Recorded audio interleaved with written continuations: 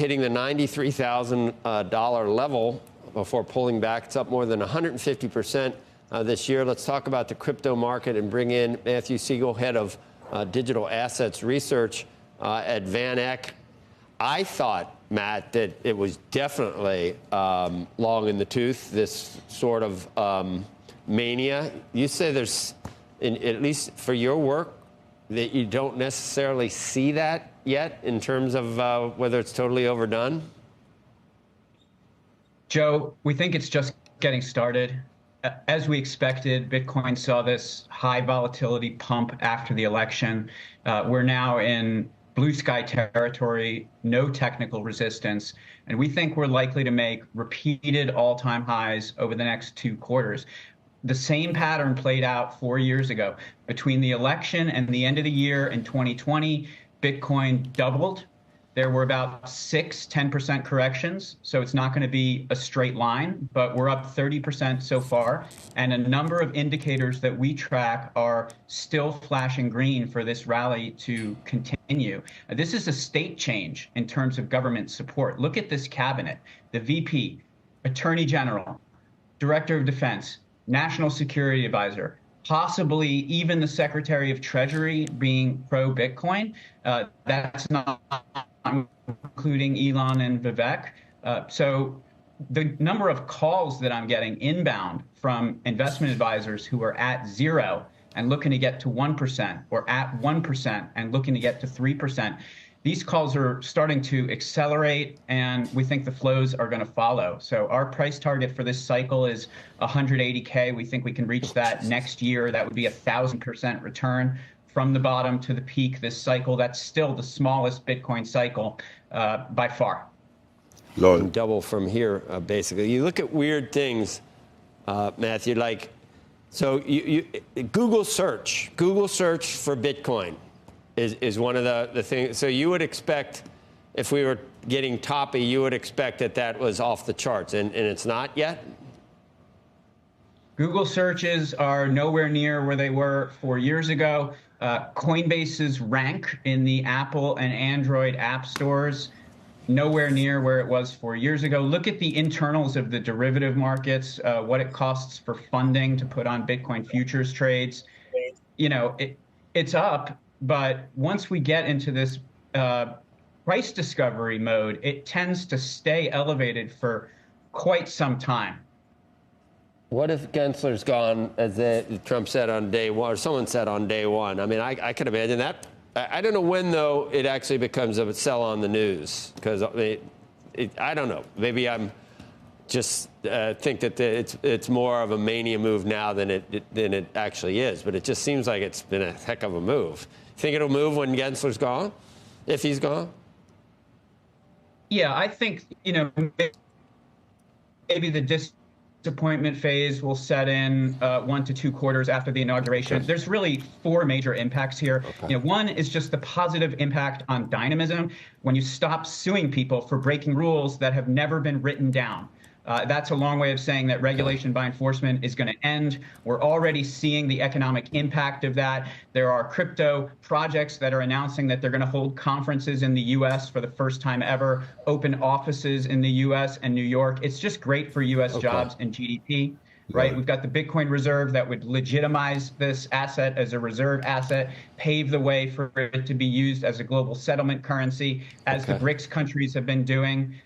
You know, President Trump recognizes the synergies between Bitcoin and AI. They are 2 sides of the same coin. If you want to have cheap AI, you're going to want to combine it with Bitcoin mining to take advantage of that cheap power. They're telling me we got, I don't know, Disney, Bitcoin. They're both important, obviously. But we got to get moving, and we got the CFO. But we appreciate your time today, Matt. Thank you.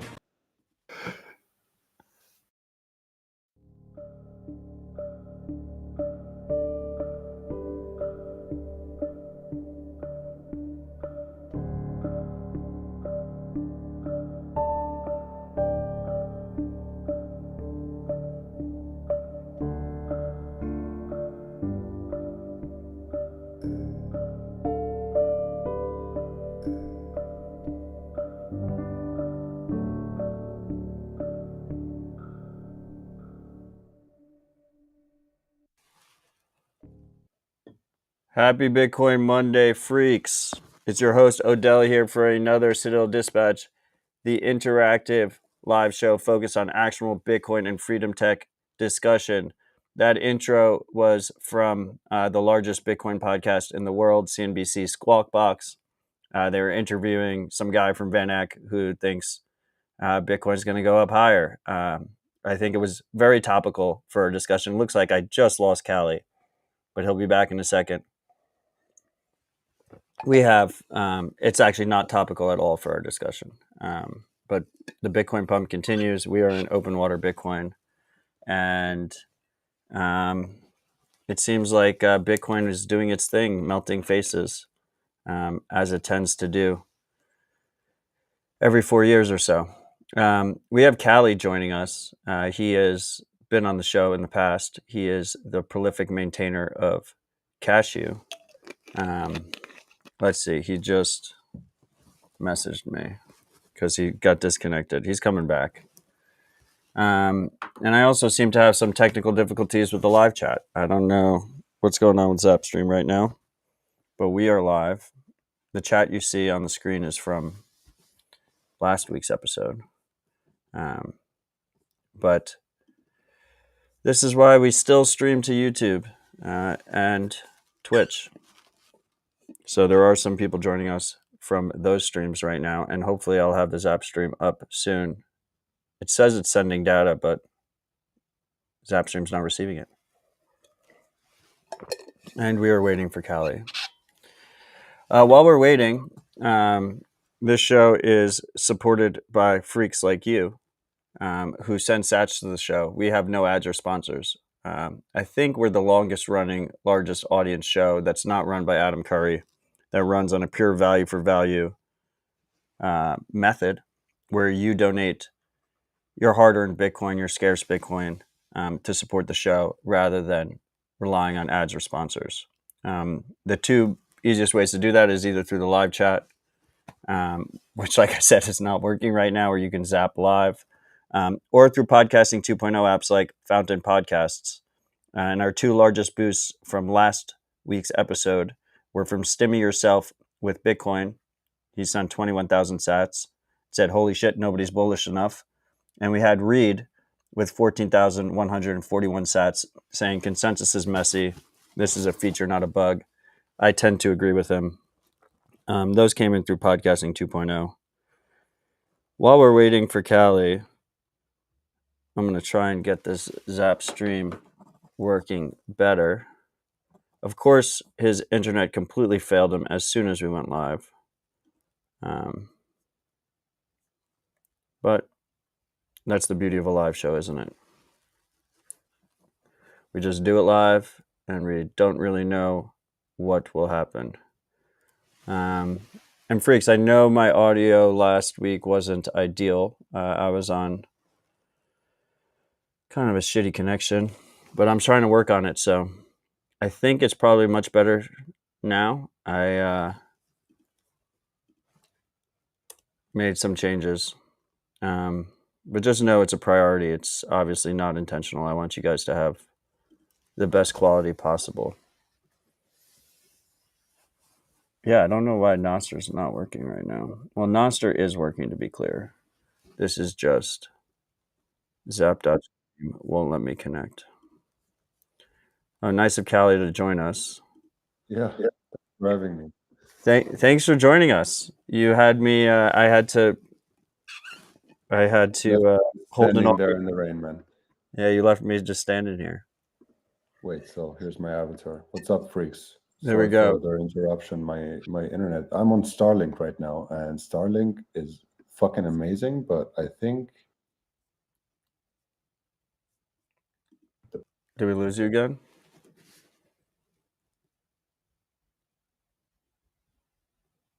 I think I lost you again. Starlink is fucking amazing, but sometimes when it switches between satellites, you lose connection briefly. I think I lost you again. Did you mute yourself? This episode's off to a great start.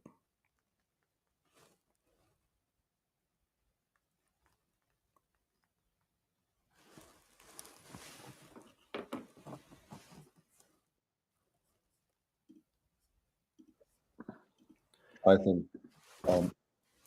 Are we screwed? Yeah, could be. I mean, let's see. Let's just pray. Let's start going and see how far the internet takes us. Okay. Well, worst comes to worst, if we have to scrap this episode, we'll reschedule swiftly and Yeah, have we'll find a in the way. near future. Should we talk about the clip that you just? I don't know if you talked about it already because I dropped out. That was amazing. Did you enjoy the intro clip? I felt like it was very topical for our conversation. Yeah, absolutely. First of all, I want to say, like, all of these snake oil salesmen, they're like, if you're watching this for a while, you'll notice that they'll say the same thing every time. The only thing that has changed right now is the price, not what they say. So that's important to remember. You'll like, what was it? Google search is not up. Coinbase app ranking on App Store is not up. In fact, Coinbase is still up as well. As long as Coinbase is still up, the bull market hasn't started. I find that very amusing, especially the guy when he compared Disney stock to Bitcoin at the end. Yeah, I mean, I love how during bull markets, CNBC just turns into a Bitcoin podcast. And usually it's not relevant to anything on the show, but I like it as a kind of like a timestamp to look back. And, Citadel Dispatch is going for about 3 years now. And you get to find out what the largest Bitcoin podcast in the world is talking about at that time, every episode. And I also want to say, I mean, price going up is great for everyone, right? But except if you trust the ECB, then it's bad for the entire population that doesn't own Bitcoin. But aside from that, price going up is great for everyone. But what I wonder in these price rallies is how much of that is trading versus saving, right? I think saving Bitcoin is what ultimately puts a bottom to the price.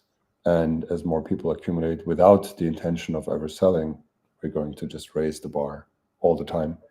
But for a rally like this, and with all these, magical indicators pointing towards like no particular activity with at least plebs, I wonder, will some people get wrecked because of it, and people starting to buy in at 92K will probably melt some faces off in both directions. They should just stay humble and stack sats about it. Yeah, you just turn off your brain. You turn on the DCA. Did you see? I had a Nostr node I was quite proud of. You should have stayed humble and stack sats. You still can, but you should have to. I think it's always a good time to stay humble and stack sats. So, by the way, Calle, while you were having your technical difficulties, I was having technical difficulties with Zapstream, but I got it on. So now we have the live chat. The live chat's working. Yeah, I can see some messages going on. What's up? Should we restart the show? Do you want to watch the 5-minute intro clip again? Oh no, I think I'm good. Did everyone else see it as well? Did you? I mean, they'll see it in the recording or whatever. YouTube and Twitch got it, but the Zapstream literally just went live. But you guys didn't miss anything in Zapstream, right? We appreciate you, and you're the ride or die, and I'm glad we got you on. The intro clip was, mostly a joke, but also hilarious. Calle, did you see what I named this episode? What is it? Is it CD144 Cashu with Calle? Yeah, you like that? I mean, I love fucking cashews. Yeah, I love it a lot. Last rip I did with Calle, everyone should go. Everyone should go listen to it. But he was kind of pissed off at me afterwards because I kept writing ecash everywhere and I didn't say Cashu by name. Yeah, because you're a fatty investor. That's why. Dude, there's enough conspiracies out there. You don't have to feed the fire. We can. It had nothing to do with that. You're proving that you're inviting me more often than the fatty devs. So there you go. But yeah, so I made it up to you. I did a super simple name that is literally just 3 words. One is your name and one is the name of your project. So you're welcome. Yeah, and I think we could have dropped the middle word there as well. So. Just Cashu Calle? Yeah. Okay, well, next time. I would like you to always be a repeat guest. It's always some of the most fun rips, and especially the conversations we have offline are always a lot of fun. The Lost podcast episodes that no one else gets to listen to. So what do you want to talk about? The project has come a long way since we last spoke. I think I have no idea when we spoke last. Do you know when we spoke last? No idea. It was sometime this year, but things are changing. Like things are happening so fast that it's hard to keep track. So Cashu itself is 2 years old, and when I say that, I mean like the first initial release of the software that I did, where I didn't even have this whole plan of making a protocol out of it where others can join and participate. So I would maybe cut off like 6 months from that in the beginning, because it was just like one dude doing something. And when it became a protocol, with that, I mean, becoming a protocol means, in my definition, writing the spec and then having independent implementations adhering to the spec instead of just adhering to one guy's code base. That's where things started to take off. And at this point, like I'm literally losing the overview myself, which is a beautiful, beautiful feeling to have, just to see that this thing is going on. Lots of projects people are working on. Often I hear about them when they post on Nostr or on Twitter. So there's a lot of stuff happening without me being aware of it. And when I find these projects, then it's just the best feeling ever. I think like for next year, my goal would be to get to a stage where I can comfortably or confidently say that if I write or die, if I choose the branch of dying instead of writing, so like a bus accident or something, that the project will continue. That would be like that. Yeah, That would be my primary objective. Please don't die. We still need you. No intention. No There's intention. There's still more work to be done. I always like to say that.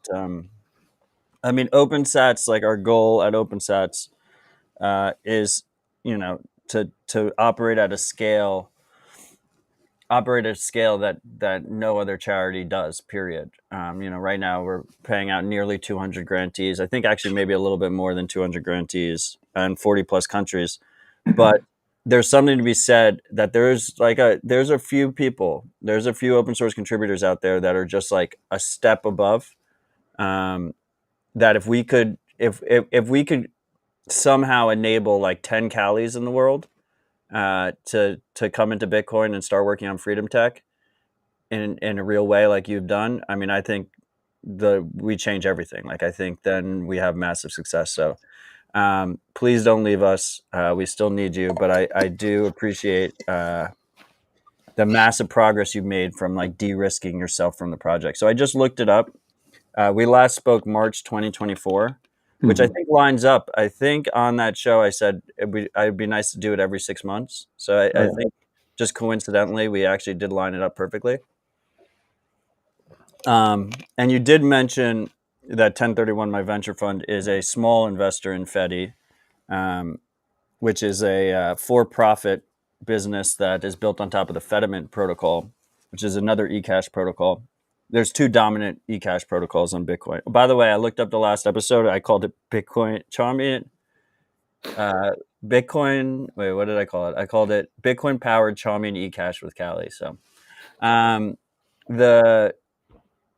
so Fedi is built on this Fediment open source protocol, and then you have the Cashu protocol that has many wallets that are built on top of it, and just seeing the organic growth in Cashu versus Fediment has been something to watch. I mean, we've seen it's something that is very rare, right? I think both of us have been in this space and the adjacent spaces for a long time now, and it's not something that you can like create out of thin air or try and replicate through like force. It's something that kind of just happens virally and organically when like an idea has its time, and it's been fascinating to watch. Yeah, I want to riff on all those topics that you just mentioned. I think they're super important. Like we should get back to OpenSats and developers and how to get them as well. But I want to mention at this point, like obviously, I always wanted to get to a point where this, but with Cashu, we're trying to build the simplest ecash system possible. Like we're trying to start with the minimum basics, what you need in order to have an ecash protocol in the first place, and then trying to make that more and more complex and building more features on top of that that are optional, that people can use if they need it. But this approach basically was well-intentioned. Like there was always this model that I've observed from especially LNURL, and we had this LNURL mafia back in the days where you had this whole group of people just implementing this very stupid, simple Fiat Jeff invented LNURL. So it's HTTP based, super simple way of receiving Lightning payments. And I saw how it spread. And it was so beautiful to watch because it just spread like wildfire. And at the same time, you have other protocols that do similar things, but they are pushed by different entities. Sometimes it's a company, sometimes it's like a set of OGs that are very pushy about the tech, whereas you have this punk, stupid, simple technology like LNURL that is unstoppable, which eventually forced everyone to adopt LNURL, right? And nowadays we have these battles between Bolt 12 versus LNURL, and I love Bolt 12, but you see that you have this now new technology, Bolt 12, that is trying to shave off some of the success from LNURL, and it's trying too hard, and I think it's like opening up like antagonisms where they're not really needed. So in my view, technology spreads in a way very unpredictably. But what seems to be often the case is that if the tech can speak for itself and those who defend it and represent it don't try too hard and remain like fact-based and just show you how easy it is to use it, show you how easy it is to build it, that's what makes people, the relevant people, to actually consider it and think about the tech.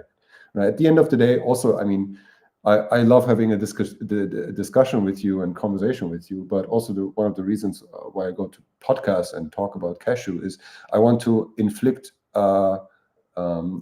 like fantasies in heads of people, in the brains of people who are working with tech. And I think like by talking about what we already do today, it will just change your way of looking at your tech stack and what you work on. And maybe you'll find one or two reasons why you might want to look into it. And that's the best way that tech can spread, is just purely your own reason, your own benefit, and you discover it and then you employ it. And I think, yeah, that's how we've been spreading. So we have no propaganda ministry, we have no funding for media, we have no like marketing department. We just shitpost and we build, and it's been working better than anything else that you can do. So I'm very happy about that. But I also want to get back to like devs. Thank you for the compliments. First of all, I need to say thank you for that, and also partially reject them because I don't want to, be idealized in that sense. Like I'm just a normal fucking pleb, and I'm just building, and I'm here to stay. I'm super convicted. I think Bitcoin is one of the most interesting and most important things to work on a human life choices level. I'm like all in with Bitcoin, and I know, like, if I choose something, I'm a person that just stays around and rides or dies. But I think about attracting like these capable devs that each individually have insane potential to change Bitcoin, to improve Bitcoin. I think about how to attract them all the time. It's one of the things that is constantly on my mind, is how can we build a, let's say, environment and culture in Bitcoin, and how can we reach those people that might have this incredible impact on how Bitcoin works today. And it's a complicated topic because Bitcoin itself is a very echo chambery, closed-minded community sometimes, which I know that some people LARP about. This is defense immune system for Bitcoin and so on. I think that's kind of mostly antisocial behavior. The cyber hornets. Yeah. I think it's grown men often explaining to themselves why they can be mean and bullying people and so on. Like I think it doesn't really help anyone. But yeah, that's my small diss there. So I hope no one feels offended. But so I think of people now. I want to mention two people that are not like super consensus that we that not everyone's in consensus that they're amazing engineers, but I want to mention Robin Linus, the guy who invented BitVM, and Casey Rodamore, the guy who invented ordinals.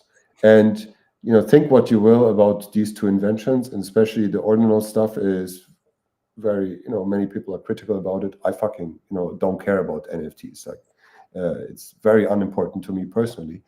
But what I see is these two very special people. For some reason, they have taken a different approach, and some of their approach is even shitcoiny. Like NFT stuff is very shitcoiny. And Robin Linus himself, he learned all his ZK magic stuff in shitcoin land. Like he came from the developer ecosystem from Ethereum world, like where you have ZK proofs, and both of them with BitVM and I think ZeroSync is the other project by Robin, and then obviously the whole ordinal spiel. Both of these projects had an insane impact on Bitcoin, whether you like it or not. Those are immense. Like in the history books of Bitcoin, we will mention those two names. And so that's a very long way of saying, like, how do we attract those people? I really believe that individuals, some are so capable that just one or two of them can change the course of Bitcoin. So the biggest question, the most important question in my mind, as someone who's always dealing with developers, just whose life is being a developer, I wonder, how do we attract those people? And I really don't know. Like, sometimes I have the urge to go to fucking, I don't know, Mastodon or Blue Sky, or just break out of the echo chamber to talk to people that are out there, but who can't be reached from within our echo chamber. So yeah, I wonder how to do that. And I want to expand the circle of Bitcoin. I want to reach more people, and then and attract those people into our cult. Yeah, I mean, that's always the question, right? I mean, we hear it a lot in terms of my my Nostr stance. It's a common refrain that I hear is oh, well, if you're only using Nostr, like, you're missing a bunch of people. And usually it's used in terms of that's why someone should post to X, right? But there is probably an argument. There's probably a valid argument that that there's more greenfield people that have never been exposed to Bitcoin and associated freedom tech on like a TikTok, or which has way more users than X, or maybe even a Blue Sky, which is kind of a weird little echo chamber they're building over there. That couldn't be any more different than Nostr. But also, like, I kind of come to the conclusion that I don't know, Calle. Like, I feel like how did you discover Bitcoin? Like, I feel like I hate the term because it just sounds like I'm wearing my VC hat, but like the 10x engineers, like the people that really move the needle in a big way, the ride or dies, they tend to kind of do the proof of work and find it. Like, I found Bitcoin in a environment that no one was talking about it on X. I found it. I was looking for hope, and I found something that provided that hope, and then I just never stopped. Yeah, for me, so the reason I joined X was for Bitcoin.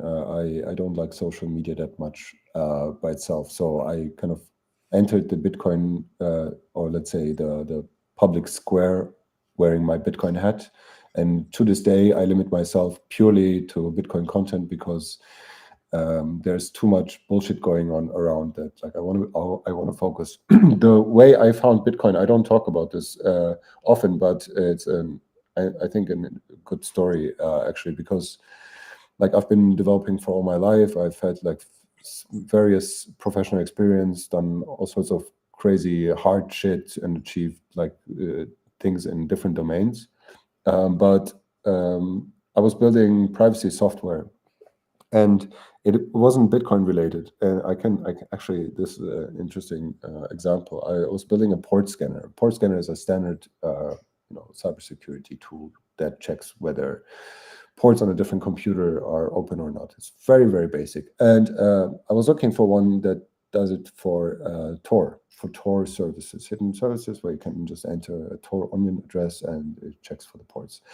And this didn't exist. So I just built it. And when I put it up, I noticed that it uses kind of resources, costs money to host this thing, and didn't have much money. So I wanted to put a donation button there. And well, obviously I had to use Bitcoin because what else could you use like an anonymous service with? And because of that fucking payment button, I fell into the developer rabbit hole. Now, as I fell deeper and deeper, I just like dismissed completely the actual project that I was working on, and had to fix that payment button. And that's how I became a Lightning developer at the end of the day. Just following that rabbit hole for months and years and becoming an expert. As I was falling into that hole, though, and I think that's important for me personally, and it ties back to what I said before, I noticed that the rabbit hole is way deeper than I thought, or not on a, just thinking about Bitcoin and Bitcoin on a social, economic level, and all that stuff is also interesting, but it's not something that would have kept me inside the rabbit hole. Like I would have just gone, gone to the next thing. But what I noticed in Bitcoin is that the technical rabbit hole is super deep, and we have amazing people in Bitcoin that are true theoreticians, like hardcore cypherpunks doing a lot of work. And you suddenly sit in a room with people who talk about this tech, and you understand nothing, and you notice that there's so much to learn about this if you want to really learn. And so for a curious person, this is often like a trigger to, okay, then let's dive in and figure it out. And nowadays, I'm trying to help others also follow the white rabbit and wake up, Neo. There is so much you can do with your life that isn't this corporate normal developer life that most of my friends who work in development actually hate what they're doing. And this is like a standard default way of living. We have all accepted this. This is a result of modern society, I guess. But especially for developers who look at open source, and many of them say it's like, oh yeah, and one day I'll take some time and do what's good instead of what's necessary, and go become a open source developer and contribute to something that feels like a larger project than my own little fucking project. And yeah, I'm trying to help people to make the move. And Bitcoin is the first open source project, a humanity project, a project on the level of what humanity has, one of the most best and most important thing that humanity has created so far. And it's the first thing that also allows you as a developer to actually survive on it, because Bitcoin has this ability to finance itself from the inside. It doesn't rely on support from external institutions or external entities. Thankfully, we have OGs who have bought Bitcoin very, very early. And at the end of the day, that's what's coming back to developers these days. And I mean, we are living in a much, much better situation than when I started developing. There was no OpenSats, like there was Brink, and they were like sponsoring 5 people, and all core devs I knew were complaining about having to work 2 jobs so they can do core development at night.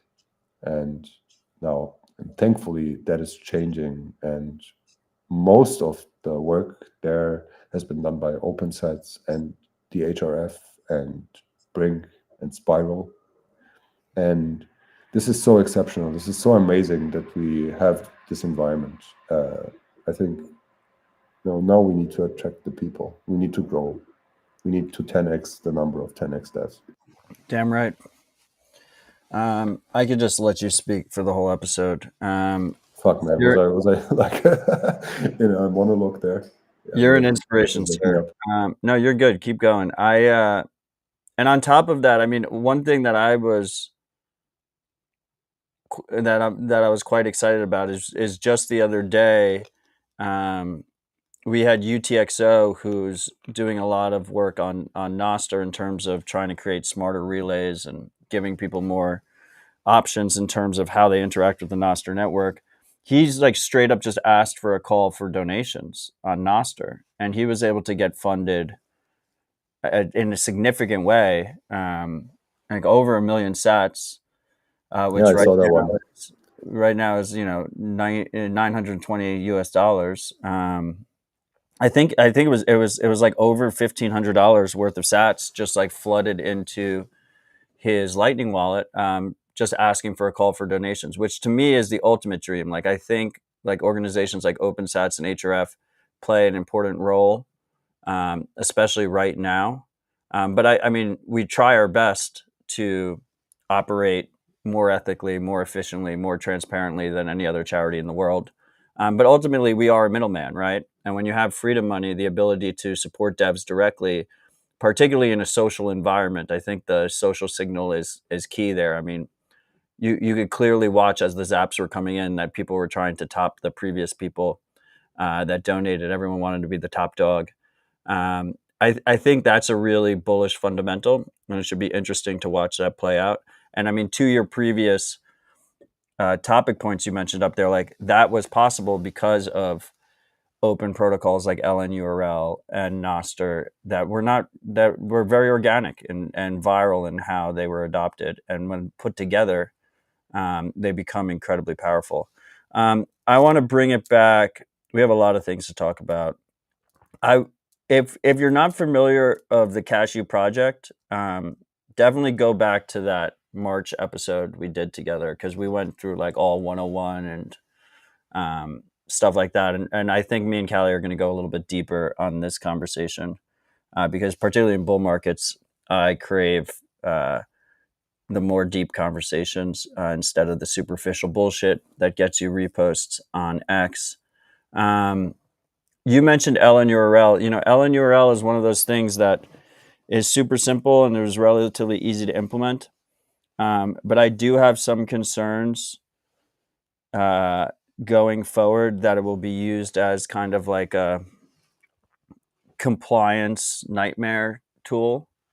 I don't know if you've thought about it at all, but Lightspark, which is funded by A16Z, one of the big bad venture firms from tech surveillance dystopia that 1031 is trying to obsolete, gave them $165 million, and they went and they launched the universal money address, which is effectively LNURL with compliance built in, particularly because LNURL is so simple to implement and is effectively just a data exchange layer on top of Lightning invoices. And it's also backwards compatible, right? So this UMA stuff that works just with any Lightning address as well.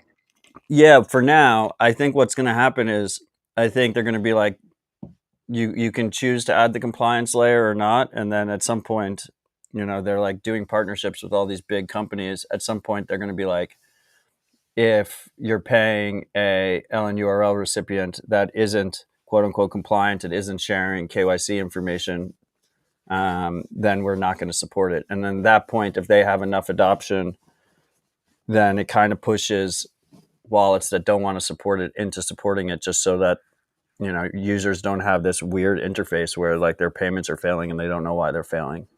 I think this is like always the same thing. It will happen, and they can have fun with their compliance flags there and send around user data. It's just like there will be always a core of people and services that will not participate in that bullshit. And I think similarly to what we started talking about, right? You have now this massive company that came out of nowhere, has no real, they have some awesome people working for them, but the company itself just popped out of nowhere, got a bunch of money, has this Facebook guy as their front, and this perfect looking suit that looks like a clone of himself, and he's raising millions of dollars and integrating Lightning into large service providers these days. I mean, their success is impressive in that sense, that there were similar companies around before that offered the same thing but couldn't achieve nearly what they have achieved in terms of who uses their integration. But for their LNURL thing, when they add like a layer of compliance into those payments, I think this is the path that everything will go towards on the internet. And I don't think that we need to fight against it, because you cannot fight against it. There will always be the compliant network that will have to adhere to absurd rules that, for example, send your private information from one server to another because of the travel rule. But the internet itself will just continue existing the same way it does right now. There will always be people who say, no, I don't want to play your games. I want to play our own games. I want to make up our own protocols and just, deny interaction with those services. I don't think that they have much of a pressure onto the ecosystem. You'll see some wallets adopt their thing because often some wallets don't care about any ideals of freedom or decentralization. They just want to have the maximum amount of users, and that's fine as well. Just I would avoid them because many people would avoid them. But there will always be a large enough number of people, services, wallets, infrastructure that says, no, we're going to use the OG LNURL, or even better, we're going to use Bolt 12 with blinded paths, and we're going to increase the privacy of Lightning, even if that means it cannot interact with your compliant subsystem anymore. I think these people can fork off if they want, and that's completely fine. I think we have space and room for all of it. We interrupt this broadcast for a brief message from our sponsor, LightSpark, bringing the future of Lightning payments to a bank near you. They just for some context here, 1031 is by far the largest Bitcoin-focused venture firm, and we've deployed $130 million. So A16Z, that's across 36 businesses. A16Z gave them 165 million just to this single company. Just to kind of show you, money doesn't necessarily equate to success. Like, you still need to execute, but just to show like the massive capital differences between kind of the old world like tech surveillance mindset and like the new world ideological Bitcoin mindset. There's still a massive gap in that, and what I've seen is that I'm hearing that they pay people for integrations. So they have this war chest, and they're paying people for integrations. They got the Coinbase contract. I don't know the details of the Coinbase contract, but for instance, they are doing Coinbase. So they could be in a situation where, I hope it's not a told you so, but some things I say on the show are to be told you so's. And there is the way I look at Bitcoin right now is I think it's close to inevitable, if not inevitable, that Bitcoin gets adopted at scale. And I would even go as far as saying, it becomes this reserve currency of the world. But what my biggest concern is what percentage of people are then using it as freedom money. And I think like our current trajectory is maybe 5% are using it as freedom money, and then 95% of people are using it in this like surveilled, controlled way. And like, at least they can't get debased in that situation, or they can't get debased easily. But that's not really the movement I signed up for. So like, my goal is to try and increase that percentage? Like, what is that percentage in 20 years that is using this thing as freedom money? And I'm kind of curious, like, I mean, based on your answer does not necessarily conflict with my diagnosis there of 5% ride or dies using it as freedom money. Like, do you do you think is our trajectory better than that? Am I being too pessimistic, or? I think you're being too optimistic in my view. I think the number is less than 5% for sure. But that's fine. I think that's, not everyone lives in situations that are so bad that they need to save themselves, and that's good, right? The world isn't as bleak as some people make it look like. Obviously, we have big problems, and most people who own Bitcoin today might learn the true value of Bitcoin only in the worst case, and we can just hope that that worst case never happens. Although the chances are there, and as you said, like the things that you say on this podcast seem to turn out to be true at the end of the day. So I think the number of people who use Bitcoin for its freedom properties is way less than 5%, and somehow I think it's part of the equation of Bitcoin itself, because it must be valuable to also the left curve people that just want to increase their fiat stack, and that's the reason why most people buy Bitcoin these days, is to increase some value that they compute in fiat, and they see the price go up, and they like Bitcoin more than yesterday, and that makes a lot of sense, and everyone should and is free to do so. But those people who really need Bitcoin because they cannot get a bank account, or they I don't know, they want to move countries because their authoritarian regime is becoming unbearable and they need to take their property with them, or just people who want to engage in free and open trade between ordinary human beings on the internet, for example, they need Bitcoin. This is, like, I would consider myself often of the latter category. For example, if you just want to buy a server on the internet for a couple days, there is no other solution than to use Bitcoin if you want to remain private. Obviously, you could use privacy shitcoins and so on, but I'm just, as a general statement, there is that we need to use internet money for internet things, and that number, I think, of people who need that last part will go up as more and more services and things that we do will be bought online and purchased online, and that number hopefully will go up. But I think those who really need Bitcoin because of its freedom properties in terms of human rights and censorship resistance, that is a smaller number than what you think it is, I think. Yeah, I mean, I think the only, like, we can theorize all we want, but like the only plan forward is to just, build out the tools, make the tools easier, build out the education, make the education easier. And then as people find a need, they will have that option available to them. And that's really all we can ask for. And then going forward, we'll see what that actually plays out as. But there's still, I think my key premise here is that there's still a lot of work left to be done. And that's why I'm still here. There's so much work to be done. I mean, all this is useless if people don't hold their own keys, for example, right? We all agree on that. And this is some very simple and basic messages need to be communicated to the larger population, that people who own Bitcoin don't own Bitcoin if you don't hold the keys, because at the end of the day, that's just an investment like your stock portfolio or something like that could be taken away from you. Yeah, I mean, and I think that is mostly learned through pain, which is unfortunate. And we're going to probably see like the next kind of version of that with the ETFs and with a lesser extent stocks like MicroStrategy.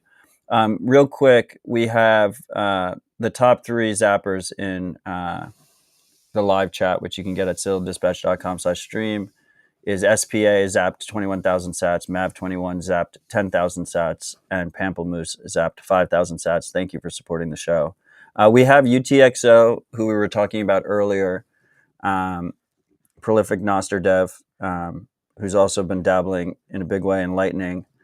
He says that we're too pessimistic, 50 50%-ish of Bitcoin on chain is held by unknown individuals. That's freedom. I think we're talking about two different things here. I think it's absolutely key that Bitcoin was kind of bootstrapped in this environment where most people weren't paying attention to it. So we do have a strong foundation of sovereign individuals, of freedom-loving folks. But I think me and Calle are more talking about number of people, like actual percentage of global population, not necessarily the amount of Bitcoin. So it's kind of two different metrics. It's just something to watch. Calle, I have, and also UTXO. I hope you're right. That'd be fucking great.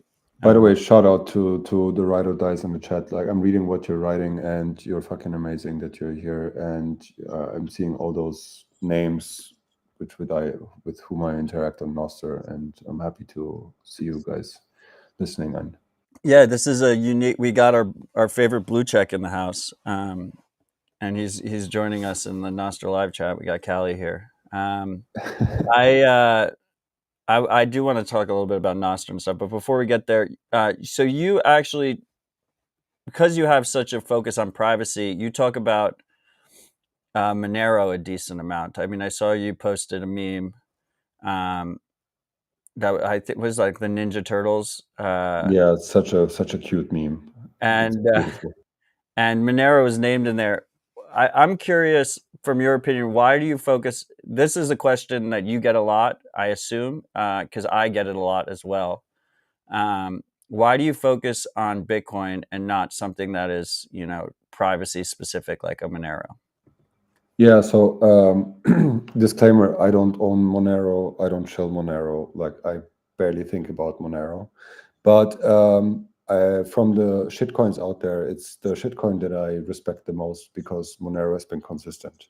And Monero has never attracted their users with speculation, but with privacy only. And I respect that a lot. I know that many people today rely on Monero to do free trade on the internet. And this is something that Bitcoin cannot give them today and does not give them today. So I just by being humble, I need to, give proper respect to Monero and staying true to its ideals.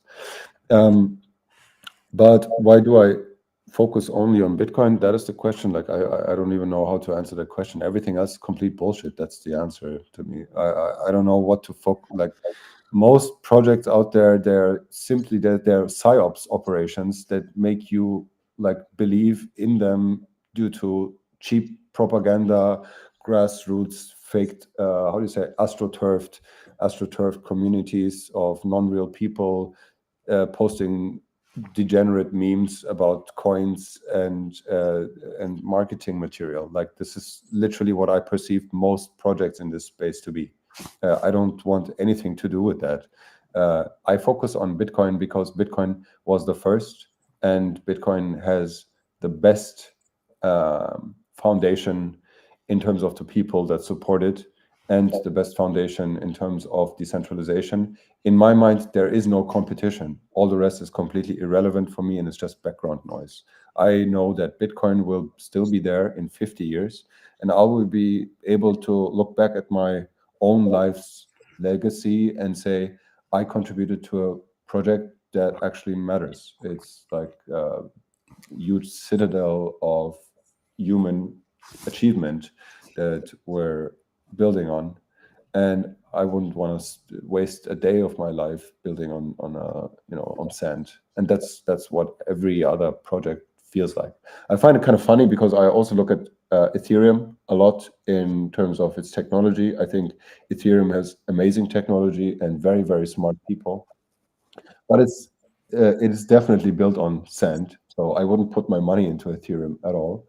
But I consider it as something. It's like a library or like a mood board where you get inspiration from.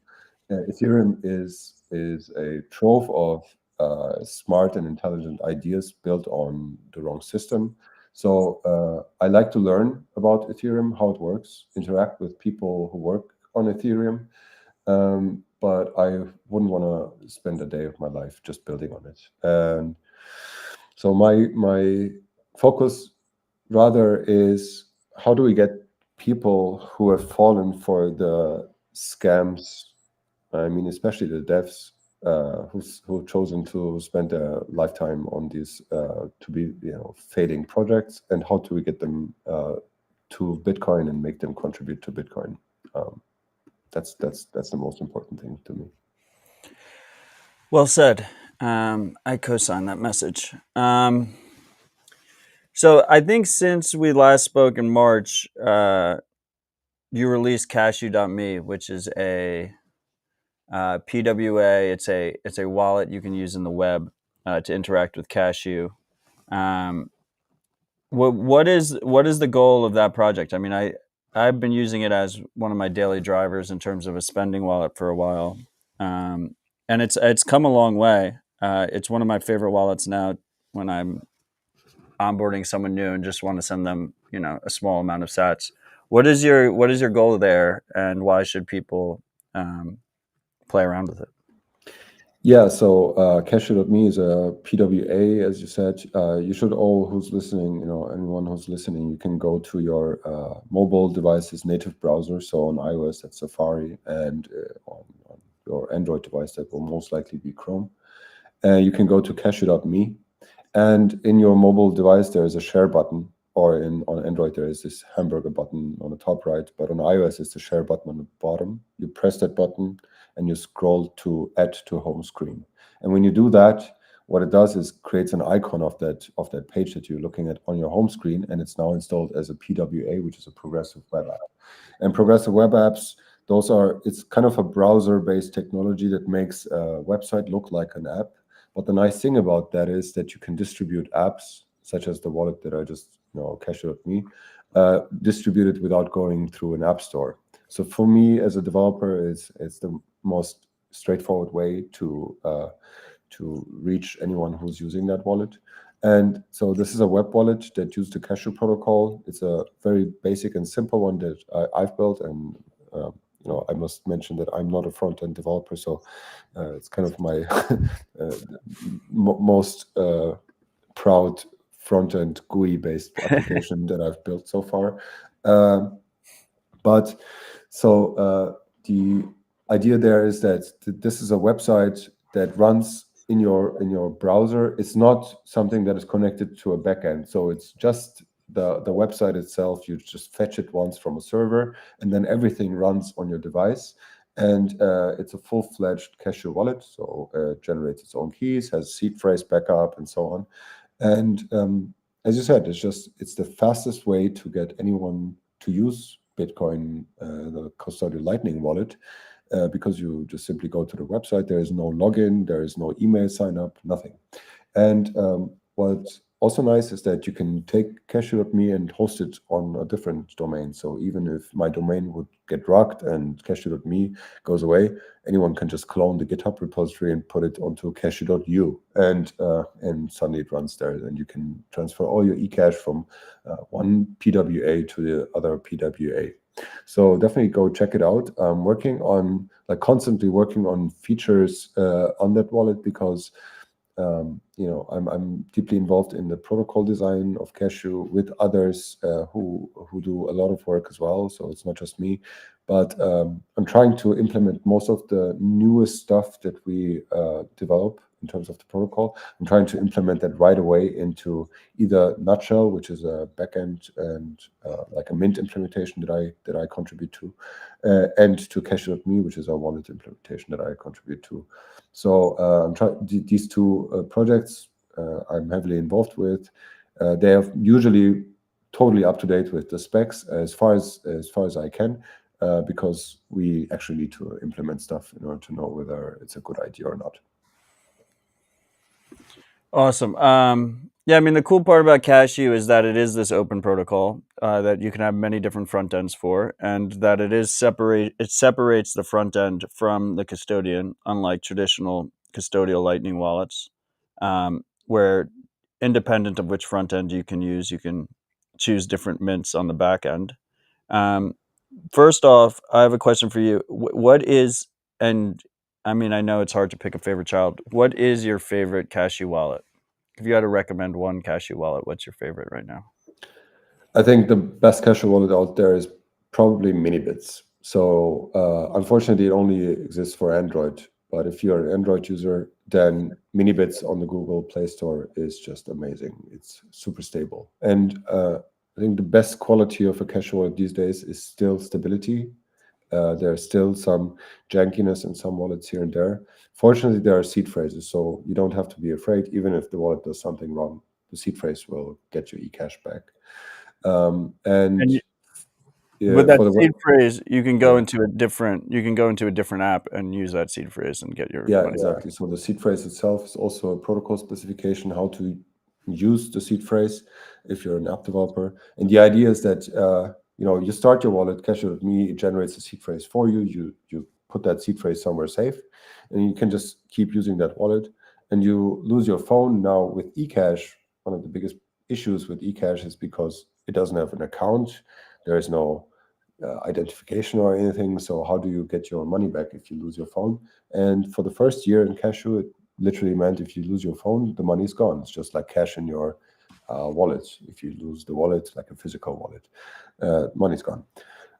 Since then, but I had a hard time recommending it to normal people because I realized how stupid and dangerous that situation is. But since then, we implemented seed phrases in pretty much every wallet out there, and they're all compatible. So as long as you keep that seed phrase safe and you remember which mints that you used, because that information is not inside the seed phrase, it's additional information.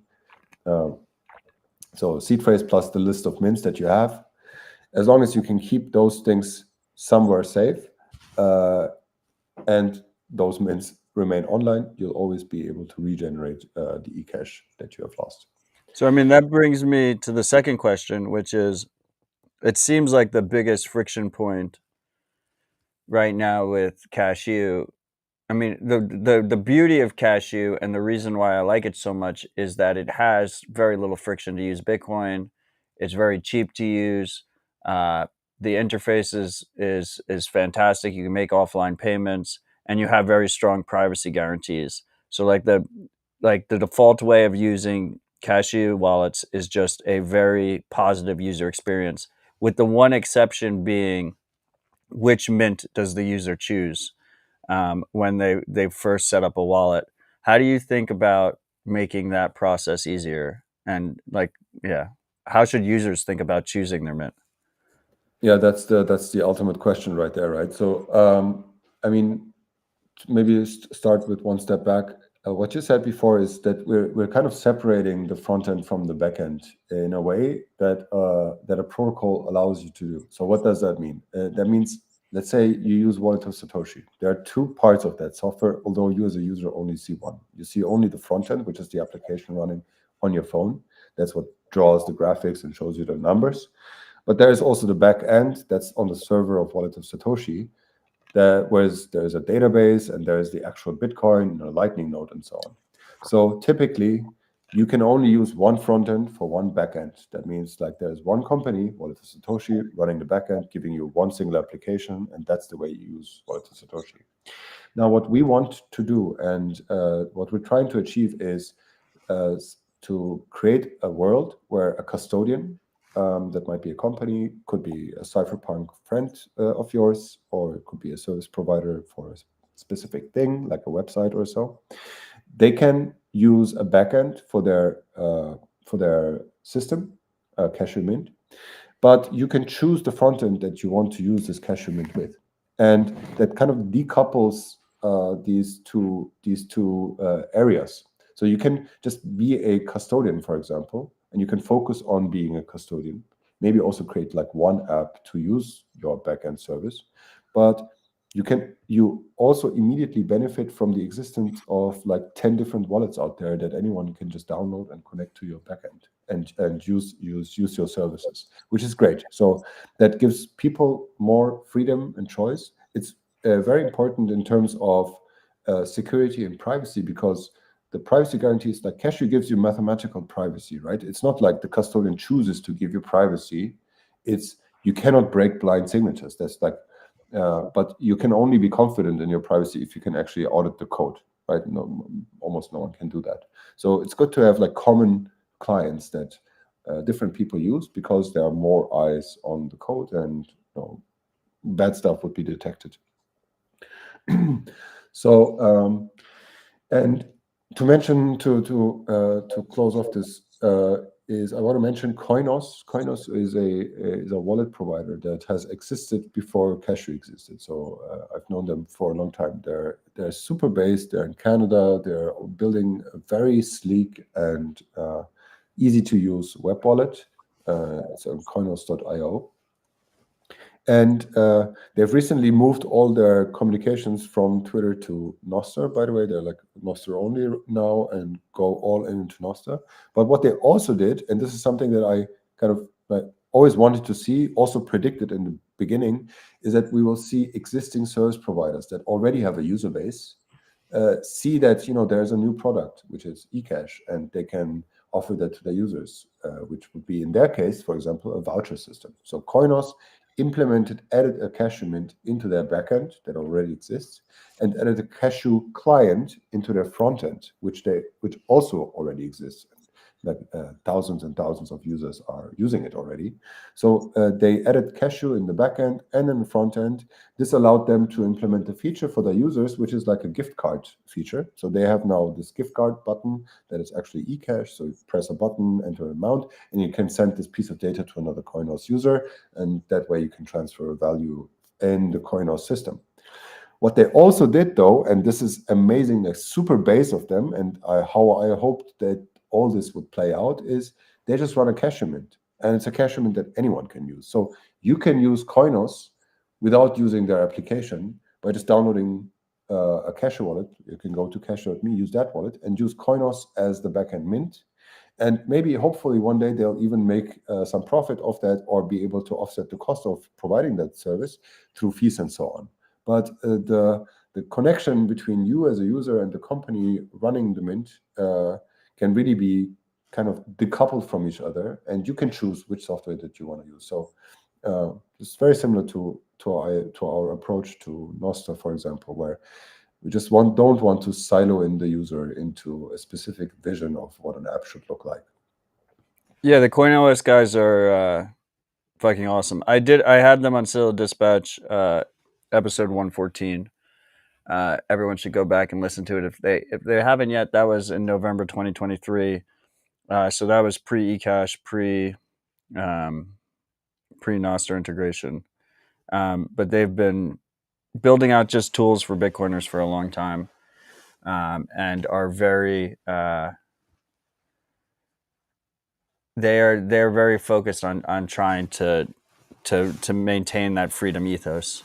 But you didn't really answer my question. How does how does a new user, how should they think about selecting their mint, and how do we make that easier for them? Because like right now, like they basically just blindly ask me which mint to choose, and I blindly tell them the mint you told me to choose. So that's kind of what I'm operating under right now. Well, first of all, I can't recommend any mint to anyone.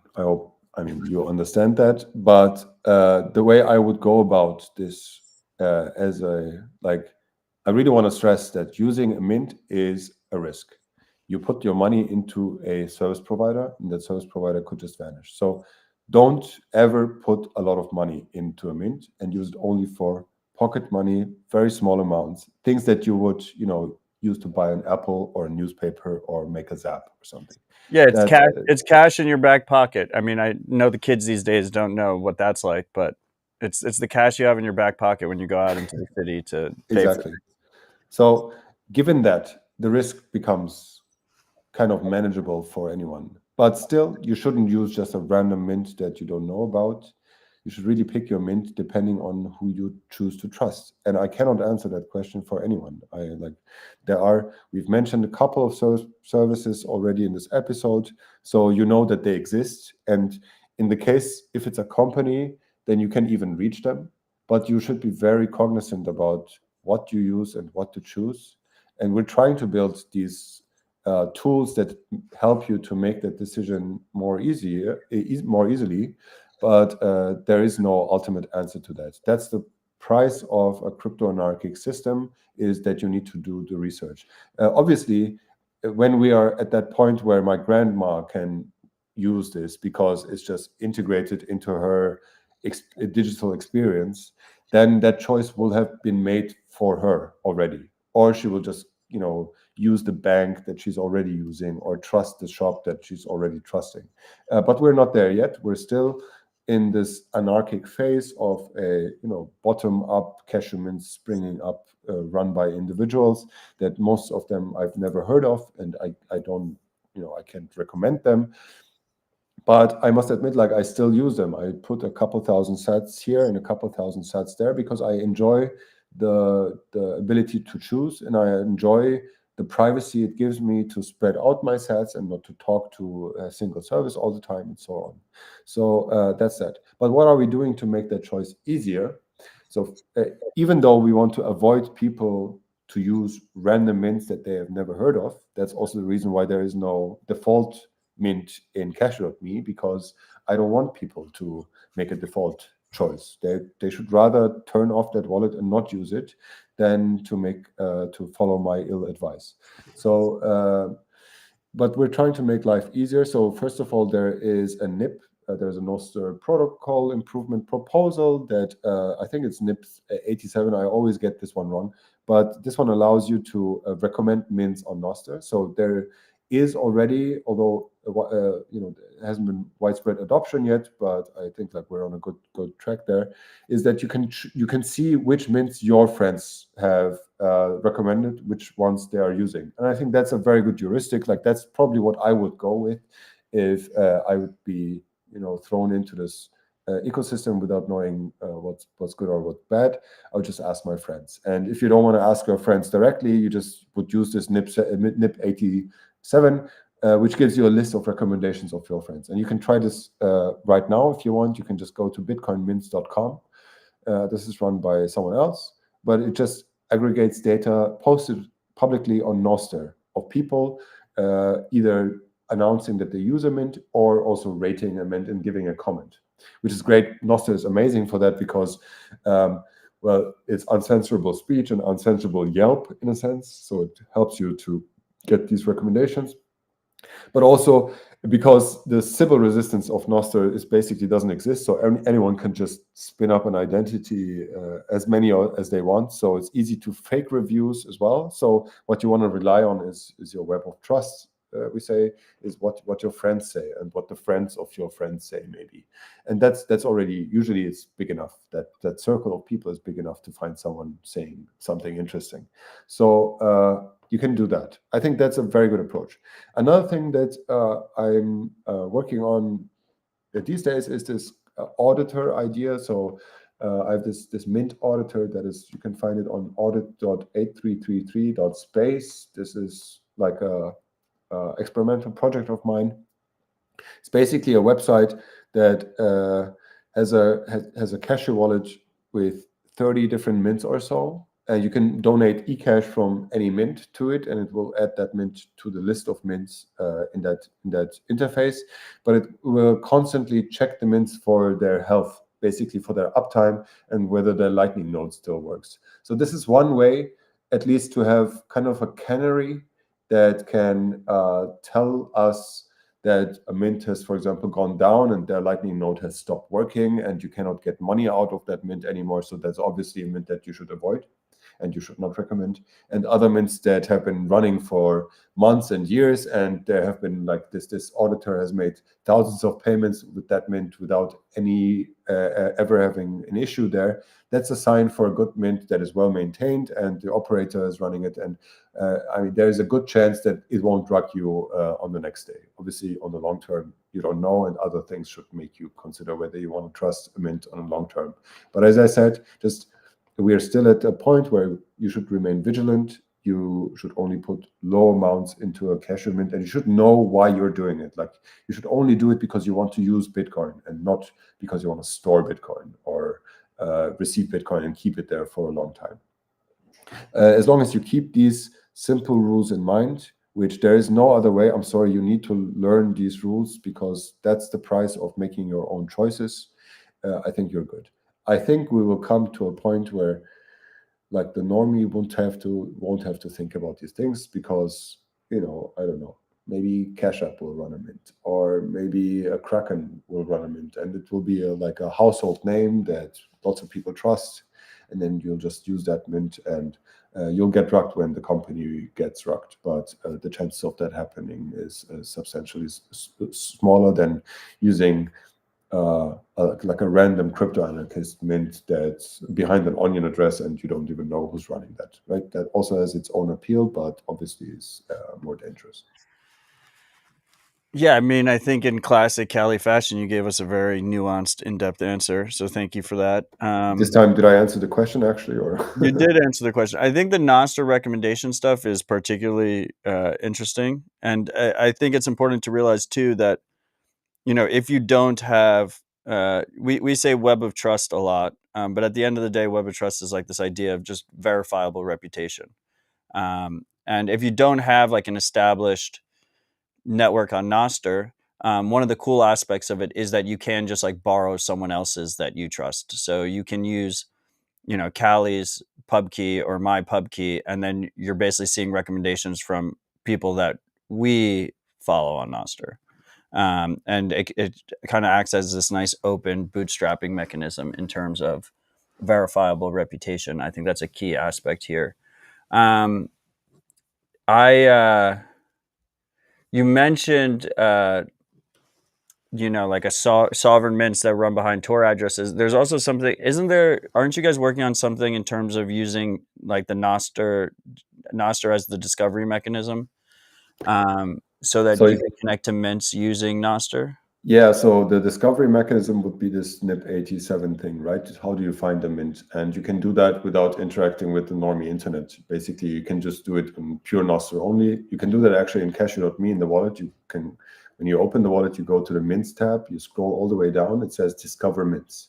And when you press that button, like there's a spinner that searches for mints, and it's doing exactly what I described before. It looks on Nostr for reviews and stuff. So you can use that to find a mint. Again, disclaimer, you're responsible yourself what's happening there. But, I'll come to your point.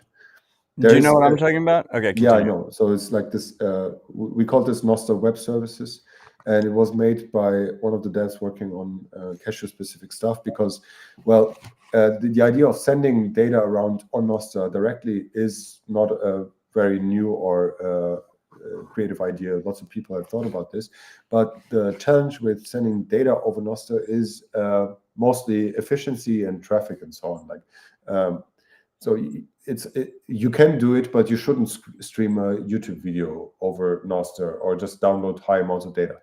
But if you interact with an ecash mint, the interactions with the mint are pretty minimal. So you're just sending small amounts of data back and forth to mint a token and invalidate a token, or create a Lightning invoice and mint the ecash from that Lightning invoice. All of those messages are text messages. Basically, you can imagine like a bunch of text being sent back and forth between a wallet and a mint, and it's relatively small. So this already exists in Sovereign app, by the way. So this is a work in progress mobile wallet that hopefully will also be able to recommend to iOS users soon. There are a couple of native iOS apps being built right now. But the Sovereign app, it is done by an amazing dev called David Cashu. He's a Cashu dev. He's working on a mint implementation, Chamberlain, and a wallet implementation, which is the Sovereign app. And the default way that this mint implementation and the app works is that the wallet talks to the mint not over normal internet, TCP, IP connections to a web server, but through the Nostr network. So what you do is you add a mint as a public key, essentially, and he calls these clans, I think.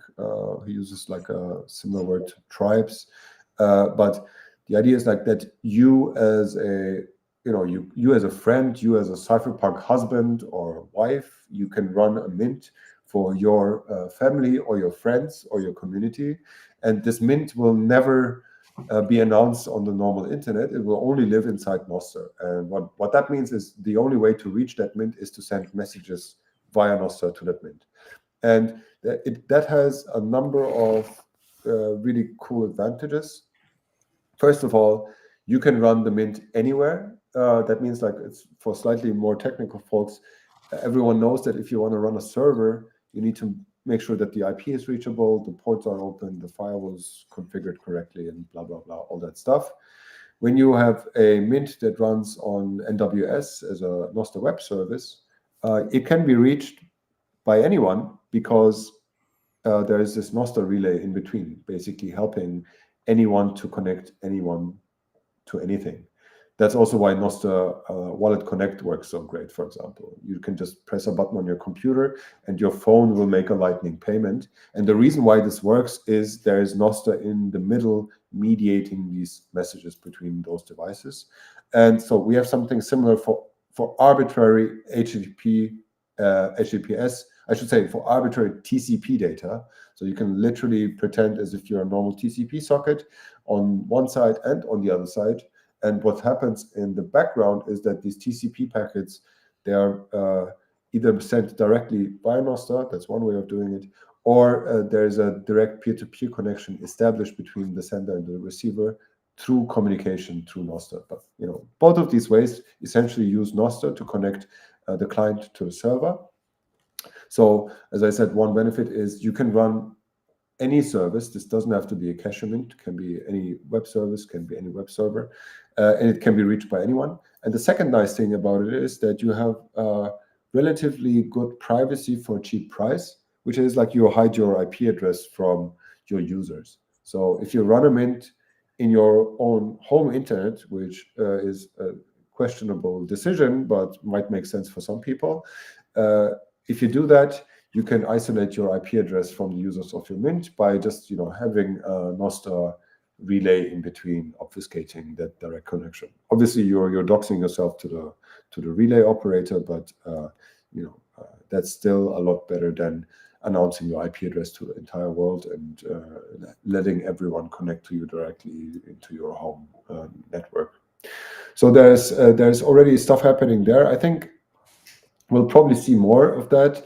We're trying to keep the protocol as agnostic as possible from assuming what transport medium is used, so that we can do things like that, have experiments like that. And the one thing that we've done so far is to just use Nostr for the entire communication between wallet and mint. But there have been people who used LoRa reticulum like mesh networks instead of the internet to connect a wallet to the mint, to demonstrate how you can use a Cashu mint when in a post-apocalyptic scene where there is no internet anymore, for example. So anything that can transport text can be used to exchange ecash. That's what's so cool about ecash, because at the end of the day, your communication with the mint is just a bunch of text, but also the communication between wallets. Like if I want to pay you ecash, I just sent you a piece of text, and anything that can carry this piece of text can be useful as a transmission medium, be it Nostr, be it maybe one day Apple will allow us to use its NFC, or whether it's Bluetooth or mesh network and LoRa and so on and so forth.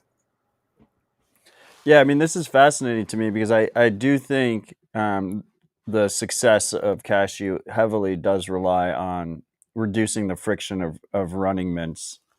And this seems like a very elegant way to further reduce that friction. I mean, I think that's also one of the reasons why we've seen Cashu kind of organically grow, particularly in the mint side, much, much faster than Fedimint, where there's a lot more friction and technical requirements to run a high uptime Fedimint server. Yeah, a couple comments on that. I want to say, so it's a balance that we're actually trying to strike there, and it's a delicate balance between making it easy to run a mint and making it too easy to run a mint. And I know with the danger of sounding like a dick, but not everyone should run a mint. Some people are just too stupid to run a mint safely and not capable of. That's what I should have said.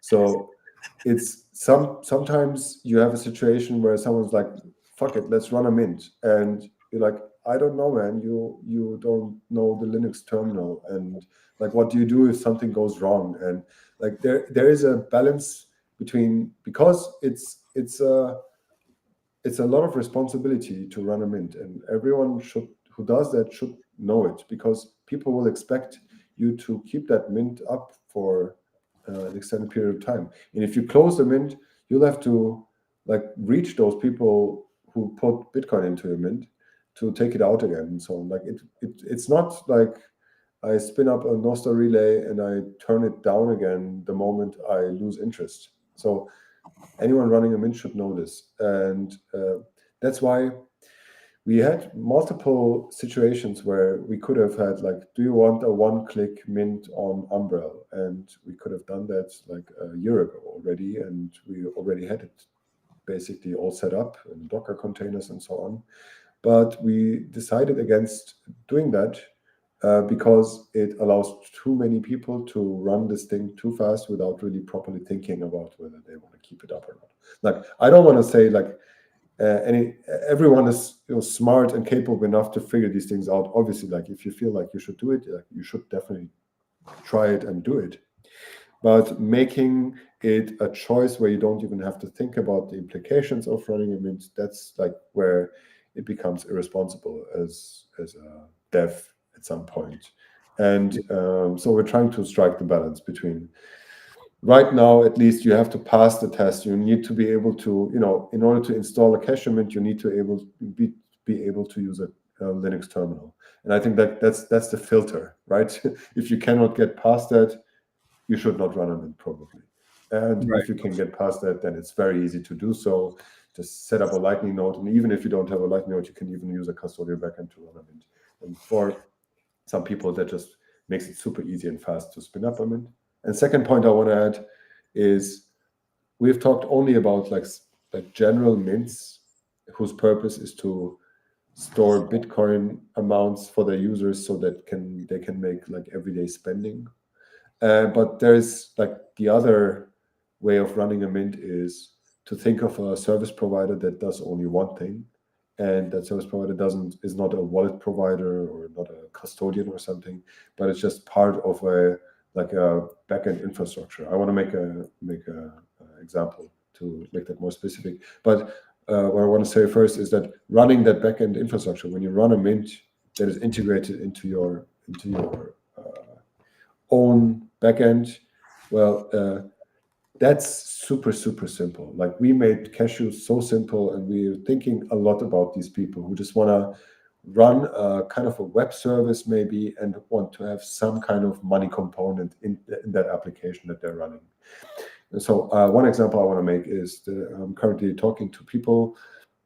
They're working on it's a charity platform that runs on Bitcoin, and they're already like super successful and doing amazing work. It's one of my most favorite Bitcoin projects.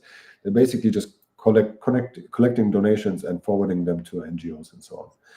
So what they want to do is they want to move this thing on Nostr and experiment on Nostr. Like, they want to give the NGO or organization they want to support, they want to give them an NSEC, or say like, give me an NPUB basically, and we'll add you to the service, and you'll be able to receive Bitcoin donations just with your NPUB or NSEC.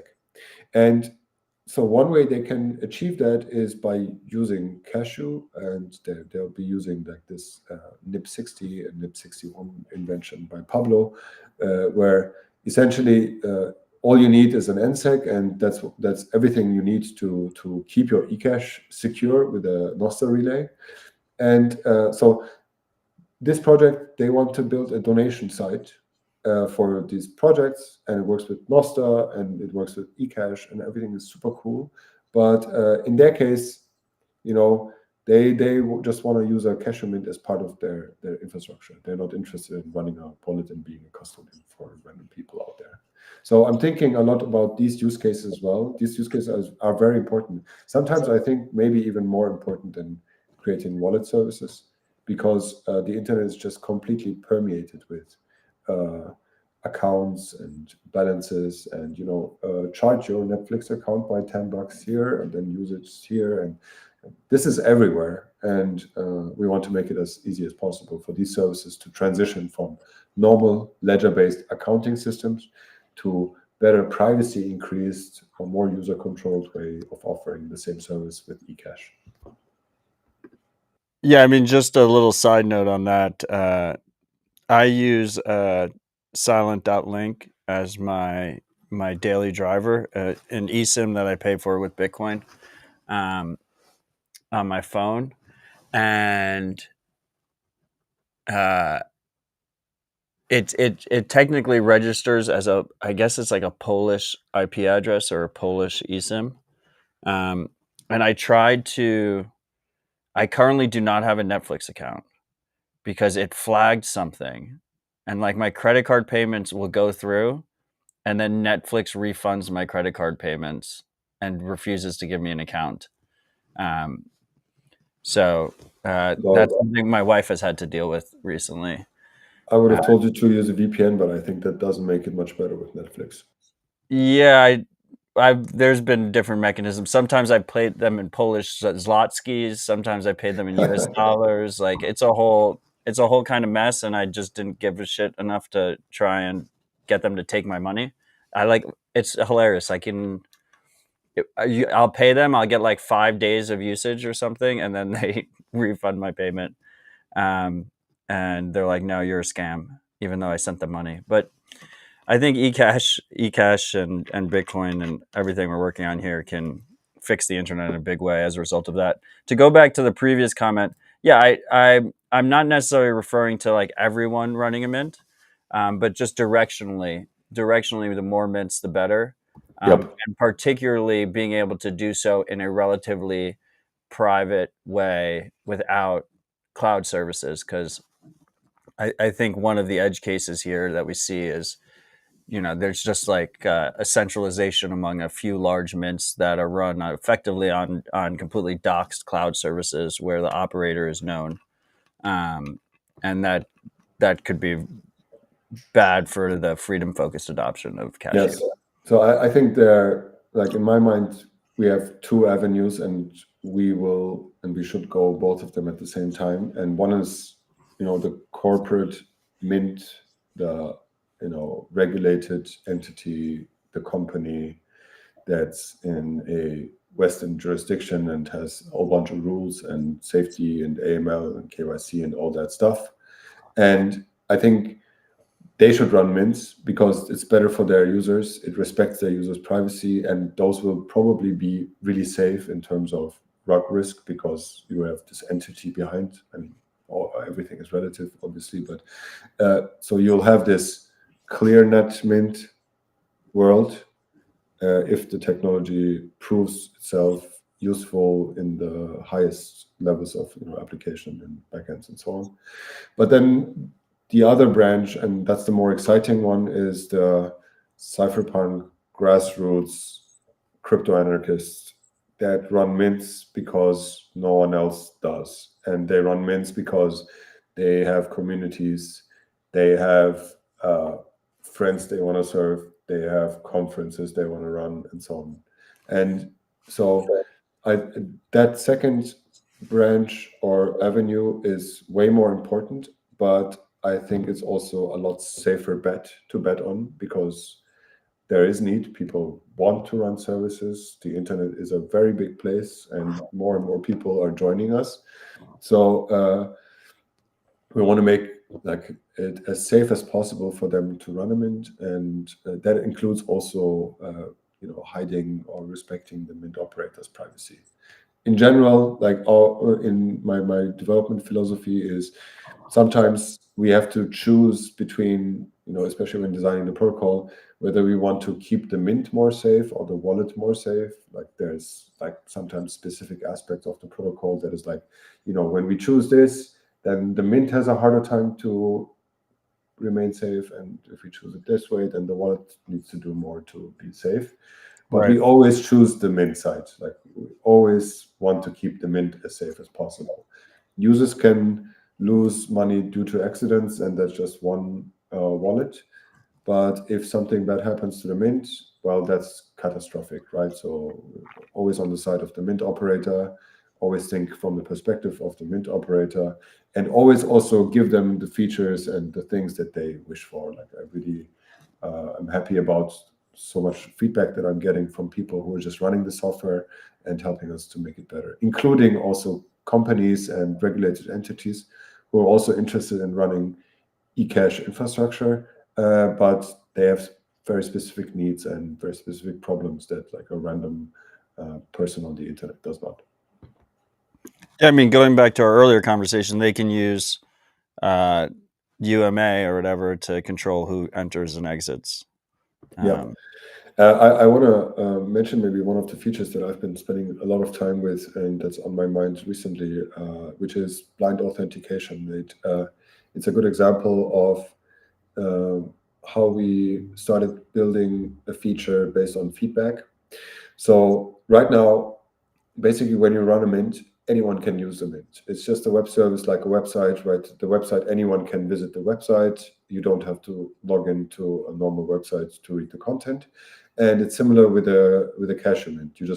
You spin up the mint, you connect it to a Lightning wallet, and then you're done. There are no signups, no registration.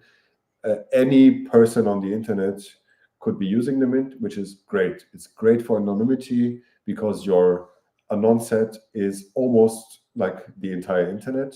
If you take away the fact that you're sharing your IP address, which you can avoid, it means that anyone could be using the mint right now, and that's amazing for privacy, and makes also running a Cashu mint super simple and uncomplicated because you have no sign up stuff. So especially when talking to companies, some companies reached out like, hey, we're looking into ecash and it's very interesting, but there's a problem.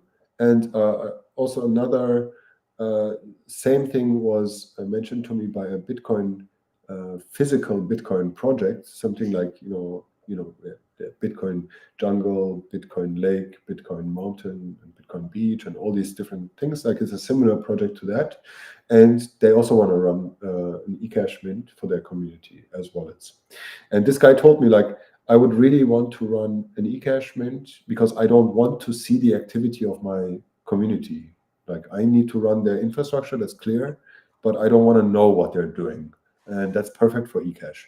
And it's also safer for everyone because there is no honeypot of data that could be stolen.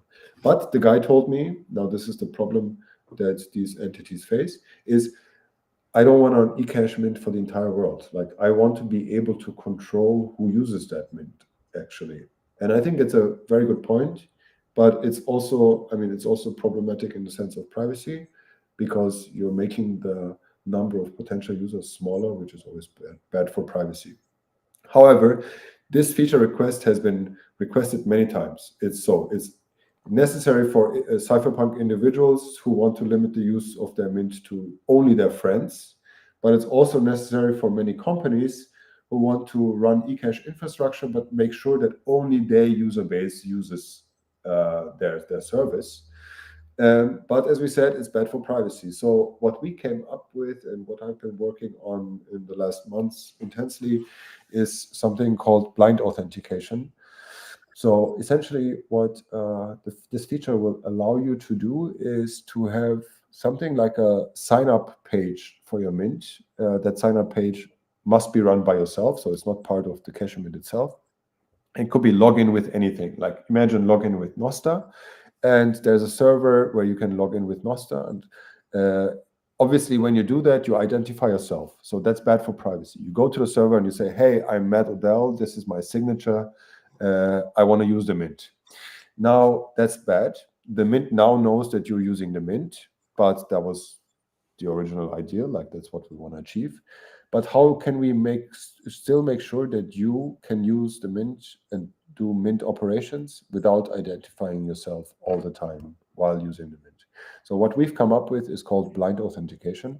And it works the way that you first sign up to the mint, and we call that clear authentication. You share your data, you prove that you're Matt Odell, for example, and then the mint operator says like, yes, you're Matt, you're my friend, you can use the mint. And in exchange for that, you then mint a specific type of ecash token, which we call like a blind authentication token. It's almost like ecash, but it has no monetary value. And it has the same privacy as ecash. So, and when you mint these blind authentication tokens, you can use them later to actually use the mint and make payments with the mint. So what you do is you sign up with the mint, you identify yourself, then the mint allows you, because of that, allows you to mint these privacy preserving access tokens. And then you take these privacy preserving access tokens and you actually use them in combination with, when you want to make a payment with the mint, or when you create an invoice with the mint, or pay a Lightning invoice with the mint. So all the operator of the mint knows is that you're one of the people has registered to use the mint, but doesn't know which one of those people you are. So we're trying to strike the balance between control of the mint operator and trying to put them in a situation where they can be sure that only these people use my mint, but at the same time also protect the user's privacy while still using the mint, so that they cannot be singled out and said like, oh, yeah, this is Matt, you made this transaction, I don't like this transaction, and censor you now. Yeah, that's great. I mean, I just I recently visited Praia Bitcoin in Brazil, and I believe they run on LN Bits right now. And I said to them, I was like, this is like the perfect use case for ecash for their community. And that was his main concern, right? His main concern was, I would love to not know the financial activity of my community members, but I need to make sure I can easily control who actually uses it, so it doesn't, go out to the entire world and some random people are using it.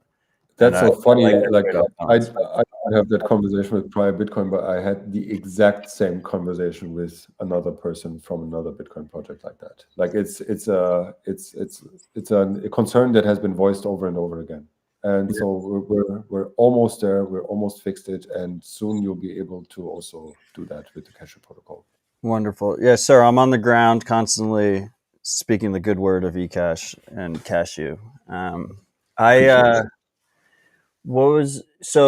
So right now I have two more topics for you. I know your time is scarce, and then we'll wrap. But it's always, I feel like we can just talk for hours, but we'll have you back in 6 months. We'll do the 6-month cycle. Yep. And who knows what the intro clip will be like in 6 months. It's going to be insane. Right now I'm using, for zaps on Nostr, I'm using npub.cash, which provides me a Lightning address. So I have a Lightning address that works with the greater Lightning network. And I'm able to easily access that ecash wallet with just my Nostr credentials. So it makes it very convenient for me. I can just use a Nostr extension and sign into npub.cash. So all the zaps that we've been receiving from the Ride or Dies today on the stream are actually getting paid directly into an ecash wallet that's provided by npub.cash. When I go to redeem those, it because of the nature of zaps, right? Like some zaps are quite large, right? Like I have, like, shout out UTXO in the live chat, just zapped 42,000 sats, and Muashi zapped 10,000 sats. But then we also have Sharp Shader who zapped 21 sats. And so the result is the wallet ends up having many, many ecash tokens in it of different sizes and denominations. So when I go to redeem it, it appears to me, as a humble user, it appears to me that I'm only able to redeem one one token at a time. Do you have any thoughts there? Is there like a way for users to combine them to make withdrawal easier? Like can you explain that process a little bit for us? Yeah. That's a good observation, and actually a problem that we've been thinking about just recently. So what this service does is basically it generates an invoice from the mint that this service uses. So there will be a mint, and it generates an invoice and serves that invoice as an LNURL invoice. So when anyone pays that invoice, what happens in the background is that this service, that npub.cash service, notices that the invoice has been paid, and then mints ecash and puts it aside for you. And then later, when you come back online, you basically ask the server, hey, server, did I get any new ecash while I was offline? And the server just gives you the ecash. Now, because it needs to mint all the ecash for every single payment that you receive, it can add up to quite a lot. And it can be kind of unnecessary because maybe, as you said, maybe it was like a bunch of small 21 sat payments, and every time it minted 21 sat, it actually used like 3 or 4 ecash proofs in order to get to that amount. So you can just like see how the number of ecash tokens just keeps growing and growing, and at some point it will be, just take some time until you download all that ecash from the server, literally. So we have a solution for that, which is, it would go into technical details, but essentially the idea is to not make the server mint the ecash for you, but the server basically just checks whether the payment has been received and then gives you the ability to mint it when you come back online. So that will result in, first of all, way less back and forth, and the server having to mint and then accumulating all those tokens that can then be redeemed all at once. But rather, your wallet can decide how many proofs it should mint for that payment, and that's usually the better choice, because your wallet knows best which token amounts it should receive in order to have the most efficient wallet amount distribution, basically.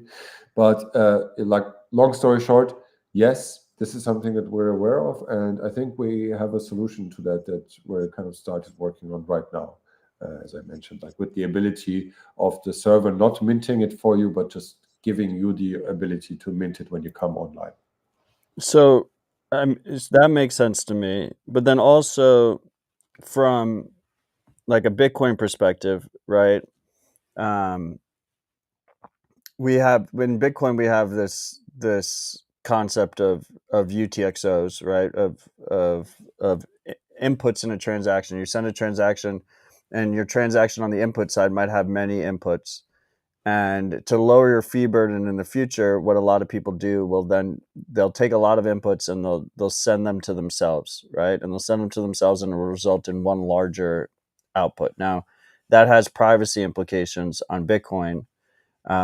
Is there some technique there with ecash or with Cashu to do something similar, where on the wallet side the user basically just combines a bunch of tokens into one bigger token after the fact? Or yeah, definitely, it works the same way. So the one restriction with Cashu is that not every amount is possible. Like with a Bitcoin UTXO can have any possible amount. We don't want that in Cashu, because to keep the number of different amounts low is critical for privacy and the unknown set.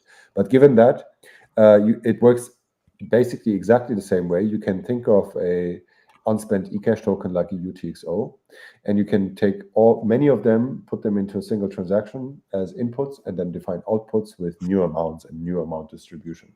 And so you can do that. Your Cashu wallet will do that when you have, like, if you have a Cashu wallet with, let's say, 1,000 of one set tokens, and you make 1,000 set transaction, send it to yourself and receive it, then you'll end up with way less tokens that you started with.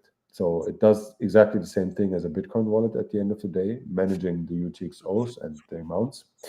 But we will also see fees happening more and more. So since the last time we met, I was back then working heavily like on the fee implementation, allowing mint operators to also charge a fee for input.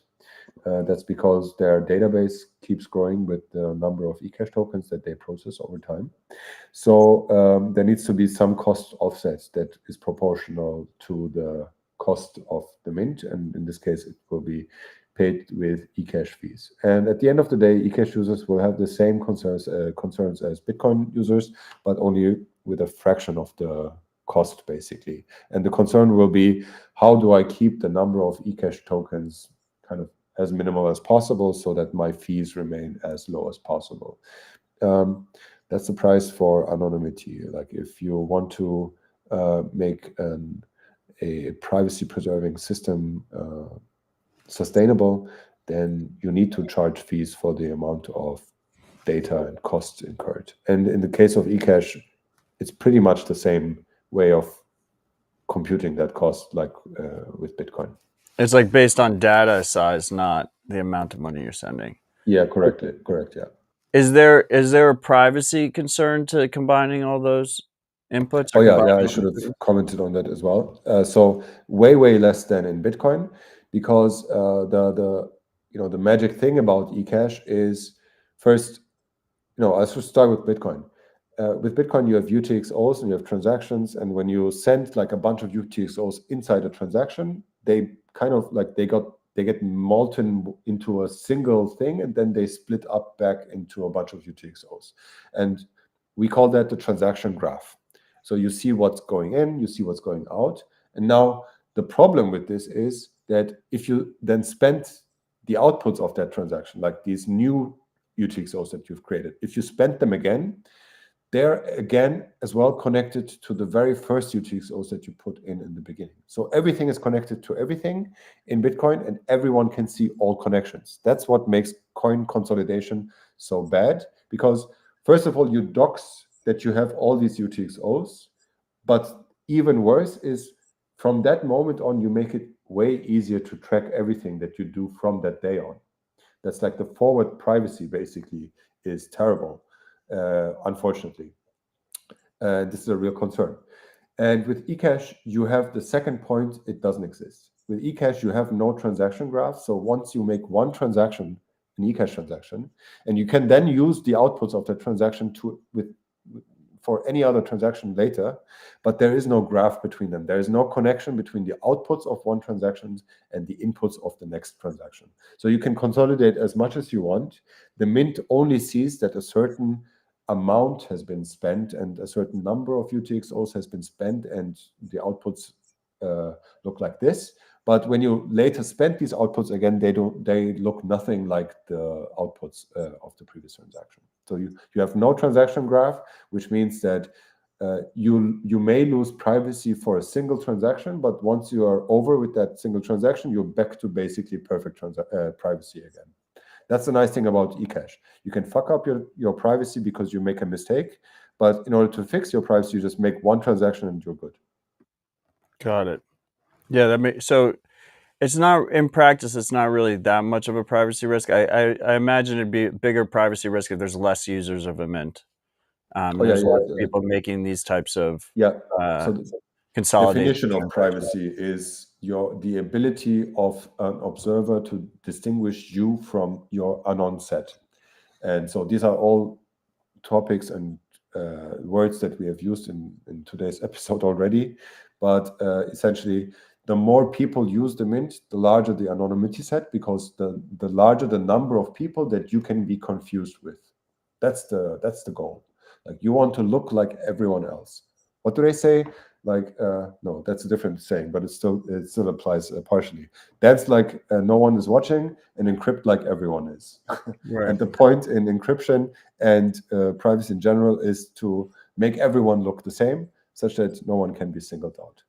So should wallets, do you want to see front ends that have like a combine button? Like, should I have like a easy combine button in Cashu.me that I just click and no, the wallet does that for you already. Like, Cashu.me does that already for you. You just, while I'm making transactions, it's just doing it in the background. While you're receiving and sending money, the wallet always calculates like what's the best next distribution that I should have, and it tries to achieve that. So if you receive like 1,000 tokens from npub.cash, you will have a transaction with like 1,000 inputs, but the outputs will be, let's say, only 8 outputs or so. So it will reduce the number of outputs all the time as much as possible, because eventually it also tries to be smart about the future, because you'll have to pay fees at some point when the fees are turned on. So if end users are using a competent wallet, everything we just discussed, they just don't even have to think about it in practice. Yeah, that's the goal. Like, none of that. This is all just academic intellectual exercise for the interested listener. A normal user won't have anything to do with these questions. They just send and receive, and everything is automated. Awesome. Before we get to my last topic, I see a comment from Musashi in the live chat that I'm curious as well. If you restore a wallet with Cashu.me, like using the seed words, can you run two different instances of the same wallet? Yeah. So this will be like a PTSD inducing question for Bitcoin on-chain wallet devs, because it's the same issue with Bitcoin on-chain wallets. So the issue is, if you have a Bitcoin wallet and a seed phrase, and you import that seed phrase in a different wallet, and then you use both wallets at the same time, you're fucked. Like, you're not fucked, but your wallets will think like, what's going on? You So don't in a lose sense- money, but like No. the interface starts getting janky and doesn't show the right balances. and Yeah, stuff. it starts glitching, because like how the one wallet doesn't know about the other wallet, and like they're now working with the same money basically and doing their own thing. So so to come to the answer to that question, right now in Cashu.me, when you open the wallet, it generates a seed phrase for you, and then you have an option to restore from a seed phrase, where you have to enter a seed phrase as well. So when you go to that screen and you enter the seed phrase to restore ecash, it restores to your current seed phrase. So it doesn't use two seed phrases at the same time. You can only enter a seed phrase to restore the coins from that seed phrase. But once you use the coins, they are not bound to that seed phrase anymore. They become bound to the actual seed phrase of the wallet. So you don't run into this issue where you could have two wallets with the same seed phrase on two different devices and produce these problems of inconsistencies. Are you? Yeah, I thought that was what the answer was. Are you working on some kind of solution for multi-instance? Like, just an example, like my dad, I've gotten my whole family onto Signal, and the key way I did that was the only way they were going to get baby photos. But like a major blocker for him for a while was that you couldn't use Signal on iPad, and on, like, for whatever reason, people just expect to have like multi-device same instance support. Is that untenable on Cashu, or is there a way to do it? You just haven't figured it out yet. I think that's one of the hardest questions and the most important questions actually going forward in terms of UX. Is you want the same money on multiple devices, and it's so much harder than you can imagine. So one way of doing that, and that's actually credits go to Pablo, is NIP60, and it's so cool to say that like the closest thing to achieving that, to have the same wallet on two different devices, is using synchronization of that wallet using Nostr.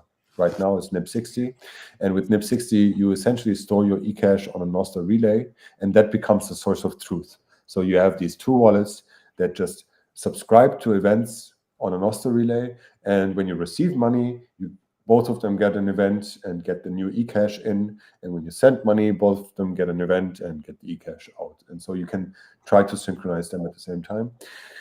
To be completely precise, like if you have two wallets racing each other and trying to spend the same ecash at the same time, like one of them will fail and the other one will succeed, because they might not have been able to synchronize exactly on the lock and exactly at the time. But like, who cares? There's just one error. The wallet can recover from that error and everything is okay. So I think we're getting to a place where this becomes more and more possible. I think we haven't talked about NIP60 a lot today. It's one of the coolest things. I think it's a huge improvement for UX on Nostr.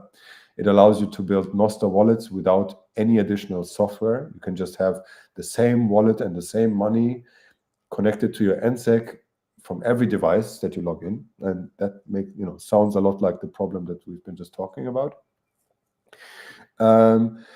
But I think there's still like the major issue in this approach, and it's a hard one to crack, is that your ecash wallet can be a significant amount of data at some point. Like, most ecash wallets will be less than 1 megabyte in size, but some of them will be 10 megabytes in size, because they're like super popular podcast hosts like you are, and they get a bunch of zaps on mpub.cash, and then the wallet size grows substantially.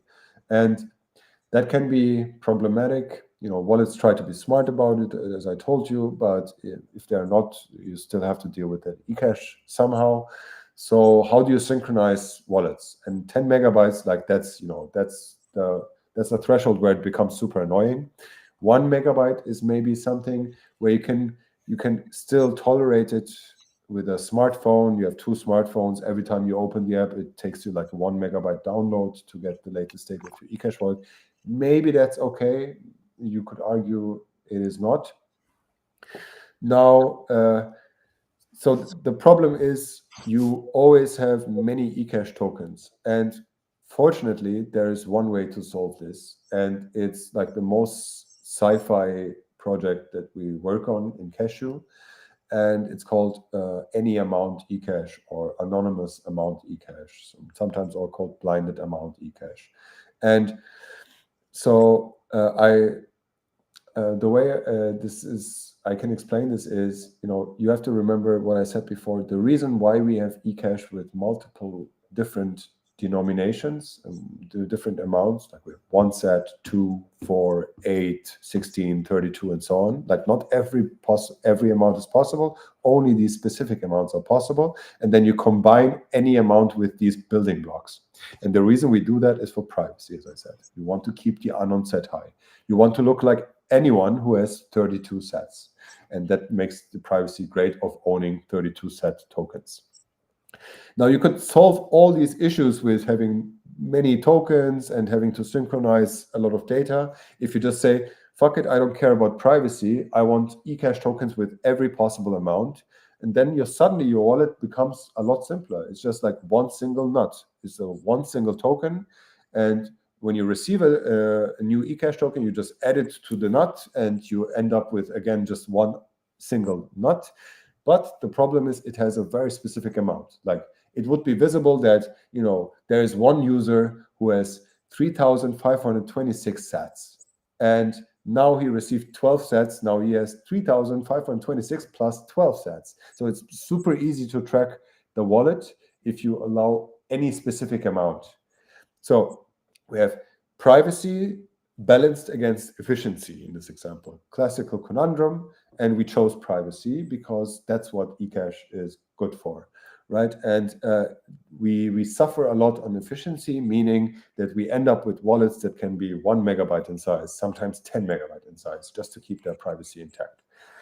So this is all a big issue. Now, 1 megabyte is tolerable, but once you want to go like into the web and you want an ecash wallet inside every website that you visit, maybe you want it just to be a small JavaScript applet that is just 30 kilobytes or something to load. Like that's what you need to achieve in order to permeate the entire web. You need tiny wallets in order to permeate the web. But you cannot do that if you want to uphold privacy, as I said. Fortunately, there's a science fiction method called KVAC, or it's also part of the Signal protocol, and it's the ecash system used in Wabi-Sabi. Wabi-Sabi itself, the CoinJoin protocol, uses something very similar to ecash, and they have the same exact problem. Like they need to basically be able to hide the amounts. And maybe the listeners will remember at some point Wabi-Sabi said, hey, now you can CoinJoin any amount that you want with us. Previously they had just very fixed amounts like 0.1 Bitcoin or 0.01 Bitcoin or something, like only those specific amounts. And then at some point they transitioned into an any amount protocol. And the way they could achieve this while still remaining privacy was blinded amounts. Now, I know this, my monologue has been going on for quite some time, but bear with me because this is super interesting. So anonymous amount ecash works the same way as liquid confidential transactions work, or also transactions on Monero work.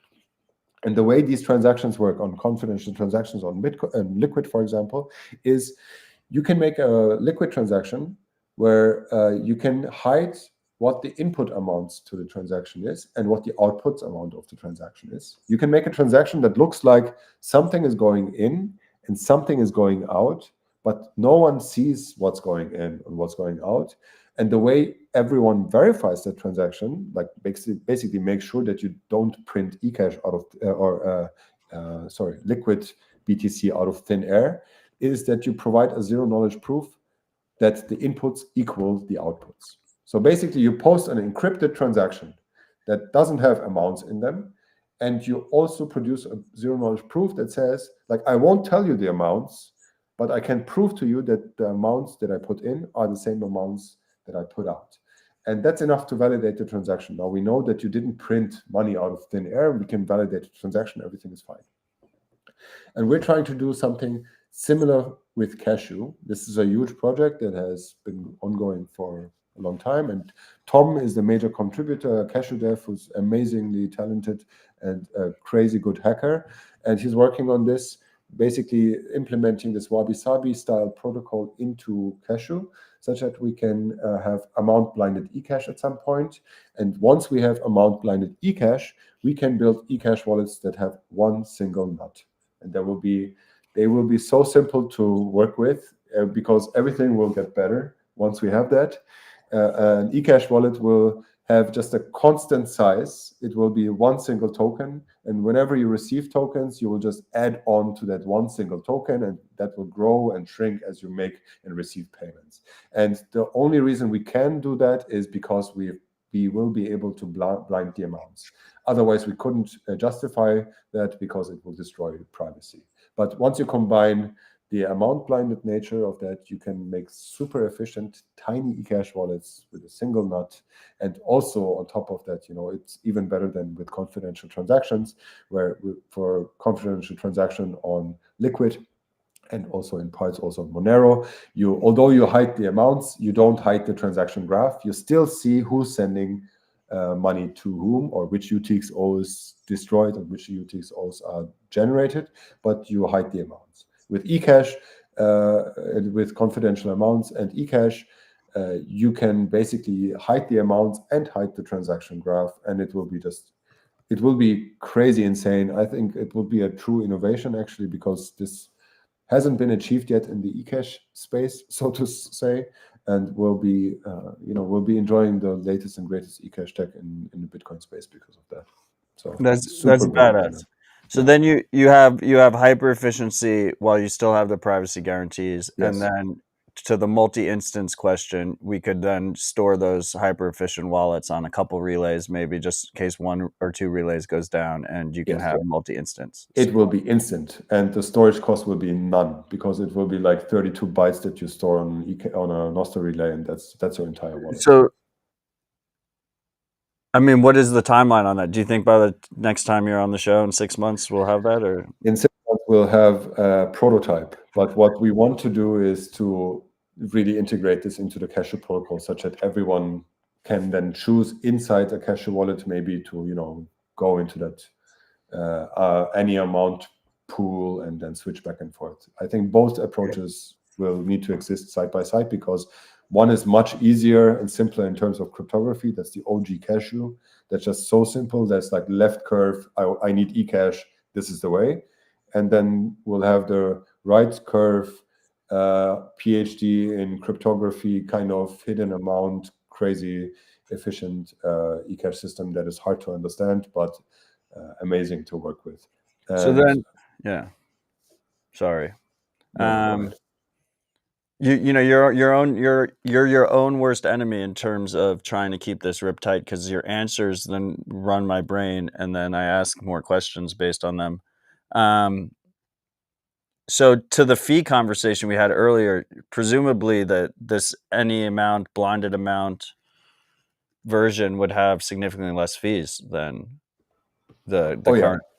It will have a lot less fees, and it will be way cheaper to run a mint as a consequence to that. Like the fees will, you might probably get away with 0 fees at that point, because you basically just have to make sure that not the same person is trying to spam the server at this point. Like you barely save anything. Single transaction just leaves, let's say, 32 byte imprint on your server. That's insane. Infinite amount of transactions. Badass. Okay.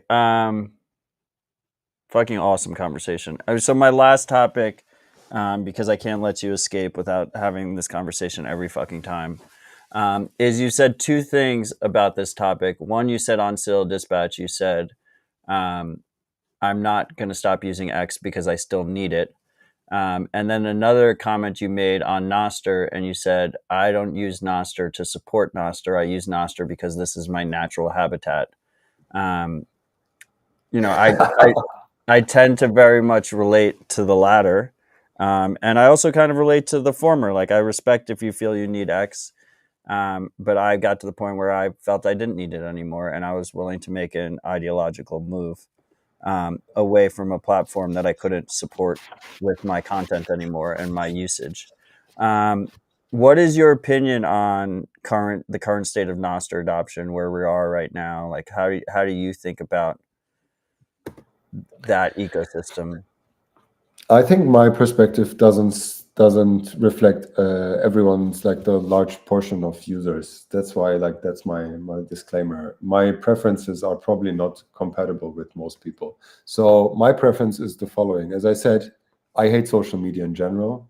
Like, I don't want to be part of social media. It sucks the lifeblood out of you, and it makes all the people on the planet enemies of each other, because idealizes the other side and just perpetuates anger and so on. Like, it's a full-on hardcore propaganda machine that has been built by a hyper-capitalist Silicon Valley to mind control you and make you hate everyone and stay addicted to it. Like, that's my little rant.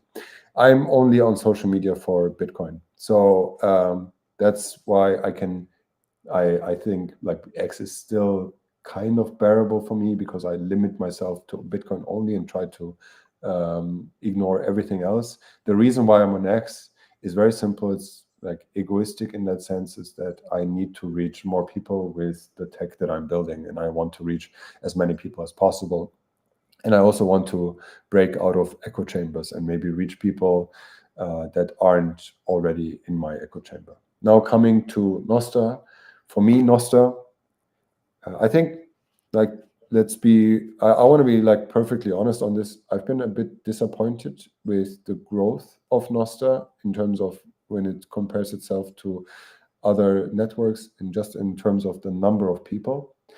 But saying that, I'm completely, like, fine with that personally, because I don't need other people. I'm not looking for a place in Nostr. I'm not looking for a place where I can talk to anyone anywhere.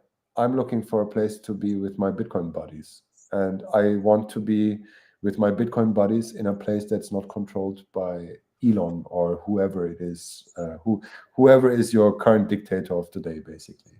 Like, for that, that use case, Nostr for me is basically perfect. What I would wish for is more Bitcoiners to join Nostr, and that's it. Like, personally, I don't get anything else or more from that.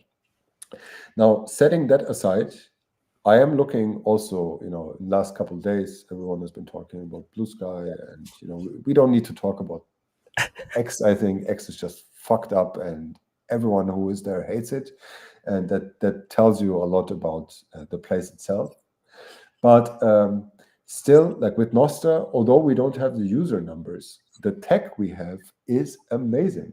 It's just, there is nothing even closely comparable to it. I've looked at repositories of Blue Sky tools and so on, like what they've been building. It's all a bunch of complicated stuff, and it's not just degen built it in one day, and for some reason it works kind of development as we have in Nostr. And I think that's just because of the design of Nostr, and maybe also the people that it attracts. But Nostr is so simple that I'm not concerned about its existence. It's just too useful to not be of use. And even if the social aspect of Nostr doesn't grow like exponentially as some people would want, even if the troves of users these days go to Blue Sky with 1 million new users per day, whereas Nostr still creeps around, I don't know, 10,000 active pub keys per day or something. I think that there's already so much software and tooling that uses Nostr that even if all the people would leave, there would be enough computers still using the network. And I find that super bullish. Like, this is where I want to be. I want to be in a place where the possibilities are, so to speak, like almost endless, because you're able to build anything or with just a couple of clicks and steps. So I remain bullish and dedicated. I don't know where else to go, and I just want to be close with my Bitcoin buddies, and then ride or die. Like, I don't fucking care about the influx of users. So that's that. Yeah, I mean, the ride or dies are already on Nostr. It's a success from that point of view. I think there's a little bit too much fascination with because Nostr is so open and transparent on like the quote unquote daily active users metric. I think that's mostly a slave metric. How many addicts do you have? And I also think it doesn't properly measure lurkers, like people who just consume content and are just reading and not engaging. Yeah, that's like I like probably 80% of users, though. It's yeah. a huge number. But it's important to realize that with a protocol instead of a platform, like X or Instagram or Reddit, these are walled gardens. You have to sign up to consume those discussions and consume that content. With Nostr, anyone who has an internet connection can do that without permission, and no one would know. Those people aren't getting tracked right now. And you see it when something breaks on Nostr. The people that pretend that they're not using Nostr tend to find out about it within 10 minutes. And that's because it is open and it's accessible to everyone. But I will say that you did mention something interesting there, which is I also, I'm not a social media person. Like, my only social media for the last decade was Twitter, and I was only using it for Bitcoin things. So I continue. That's what I use Nostr for now, just for Bitcoin things. And there is a common refrain that people have. They're like, "Oh, there's too much Bitcoin content on Nostr." And to me, like, the biggest issue is that there's not enough. Like, I've been a little bit frustrated with the amount of Bitcoin discussion and good Bitcoin discussion on Nostr. And I know it's not really happening on X either, because it's just a fucking cesspool now. And I think just good Bitcoin discussion is harder to find than it's ever been in the past. I think we solve that a lot. We will solve that. And that's basically through the tools, making the tools better. So like Primal, for instance, has a massive update that's coming out this week.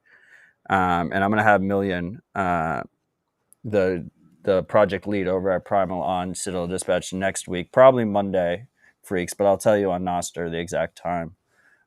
It's not set in stone yet. But the Blue Sky, you mentioned Blue Sky, and Blue Sky is a really interesting phenomenon where most people don't care about the tech stack when they're using these things. They just care about how the apps work in practice. And actually with Blue Sky, people are seeking it out because they want more moderation, which is like the exact opposite of Nostr's ethos. So I think like we win in that front. We win in terms of more and more people using it and more useful conversation happening.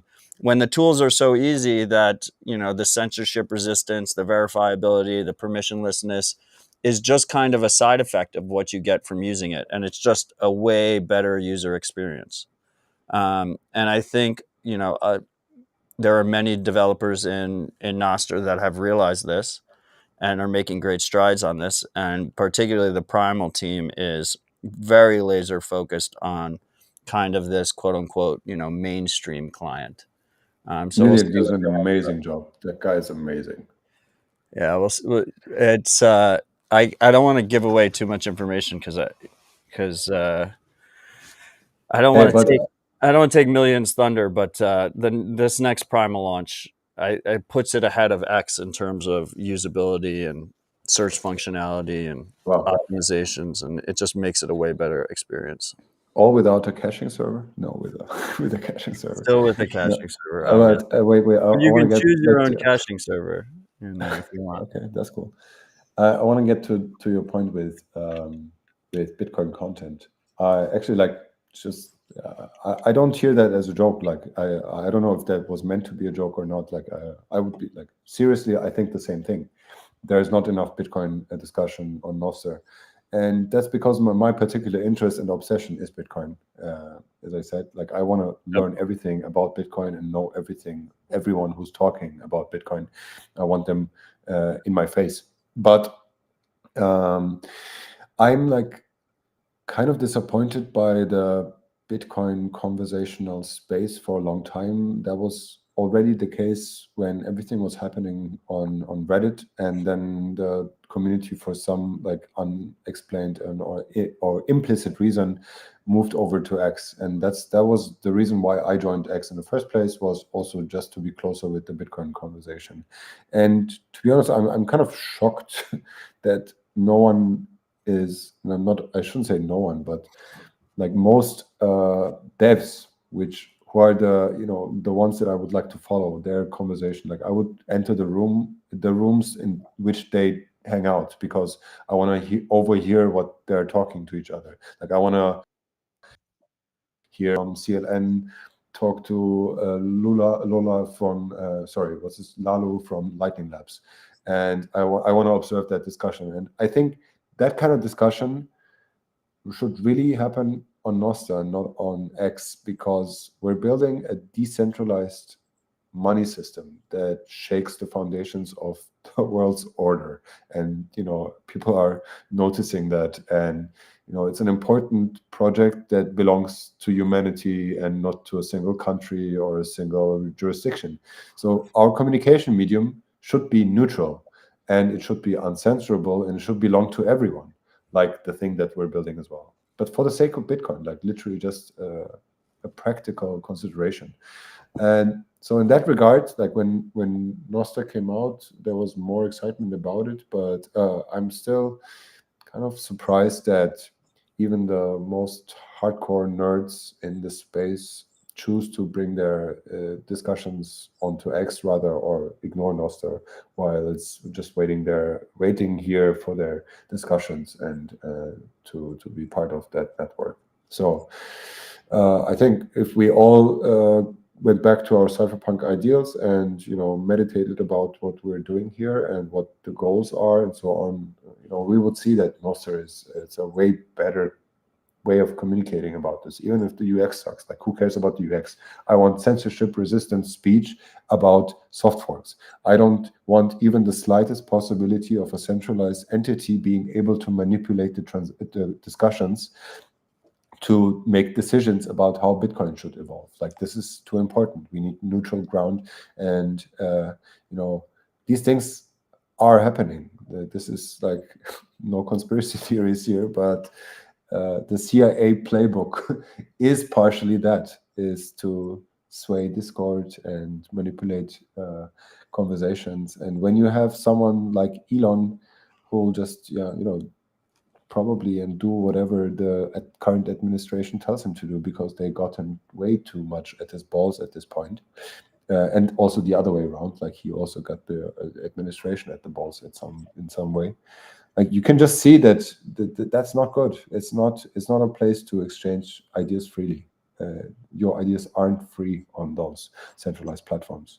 Every single post you make there is for the financial benefit of that organization and nothing more. There is no other goal to maximize. They can say whatever they want. There are huge corporations with shareholders who don't give a fuck about any of the ideals that their spokespeople say. That's just a fact. Like, you can be as idealistic about Elon as you like. At the end of the day, he has basically no say over it, as long as he has like public investors and so on. So yeah. Damn right. You said it better than I can. Calle, this conversation has been great. I want to end it with just a call to action to Cashu. I mean, I think you guys have made great strides on the protocol. I'm incredibly grateful it exists. I think the freaks, if you haven't used Cashu, if somehow you've made it 2.5 hours into this conversation and you have never used Cashu, go to cashu.me, send a few sats in, play around with it, use the tools. Calle's way open to feedback. Like, the feedback does actually help. A lot of this stuff, whether it's Nostr, whether it's Cashu, whether it's Bitcoin, like you got to use the thing. You got to use the thing. You have to play around with it. You got to get comfortable with it, you know, and good engineers are always happy for intelligent feedback as a result. Calle, do you have any final thoughts for the audience before we wrap here? No, but I mean, my final thoughts are always the same, and I just want to say it again. If you are a dev out there and this tickled your pickle, you know, or if you're a dev lady and this tickled some other part of your body, excuse this joke, but if you think like you should contribute to Bitcoin and you can feel the urge burning inside you as you stare into your corporate display and you type into your corporate keyboard, and you know that your human potential is bigger than what you're doing, then consider becoming a Bitcoin dev. It is freedom, self-determination. It's a project for humanity. You'll feel fulfillment and meet people in ways that you didn't even know existed. So we need everyone who can join us on this mission. And if you are interested in Cashu, you can go to cashu.space. That's where you can find all the information about our project. And you can talk to me directly. We're looking for contributors. We have lots of different projects in many different languages. Just take a look at the libraries and feel free to join our conversation and our channels. Ask me directly if you have any questions. That's totally fine. And if you're not interested in Cashu because it's custodial stuff and so on, like you don't, or you're a Lightning person, or you care about L2 stuff, like any person with that kind of interest is needed in this space. Like you should seriously join Bitcoin, because otherwise no one else will do the work. So thank you for having me, Odell. Wonderful. Much love, brother. You're always welcome. You ever want to come on the show before our 6-month rendezvous, just text me and we'll make it happen. And huge shout out to the freaks who joined us in the live chat. You guys make this show unique. And huge shout out to all the freaks out there who continue to support the show with your incredibly scarce sats, whether that's on Zaps using the live stream or whether that's through Podcasting 2.0 apps. I appreciate you all. Stay humble, stack sats.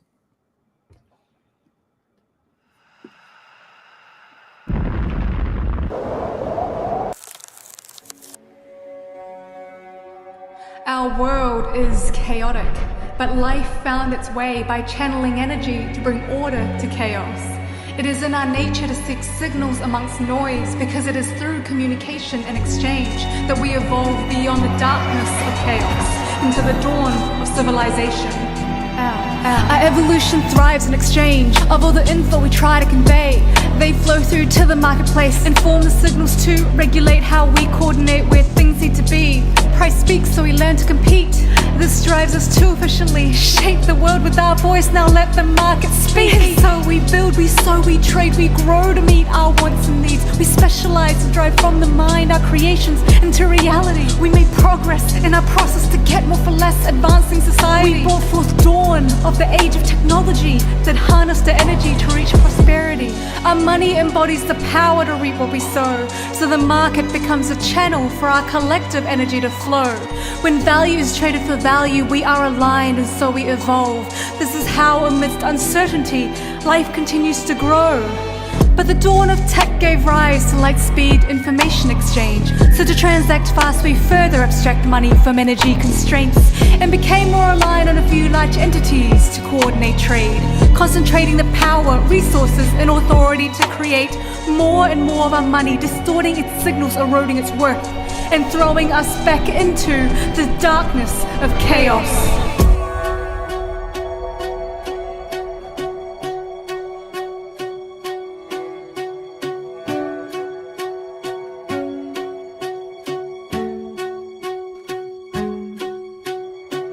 When we destroy the mechanism of money, we destroy our ability to navigate through uncertainty. And when we can't trade value freely and directly, we must trust the few to govern the many. What happens when all our means center around an authority? Complexity builds, now coordination relies on conformity. Observe our thoughts to censor dissent and coerce our actions. Can there be true innovation when there's no freedom of expression? What happens to our voice, the ones that shape social discourse, now whose ideas gets created? created and which problems get solved. If our progress depends on hearing many sides to resolve, then why would we suppress the voice that shapes how humanity evolves? When we cut off the perspectives that make up society, we lose sight of the truth that forms our entire reality.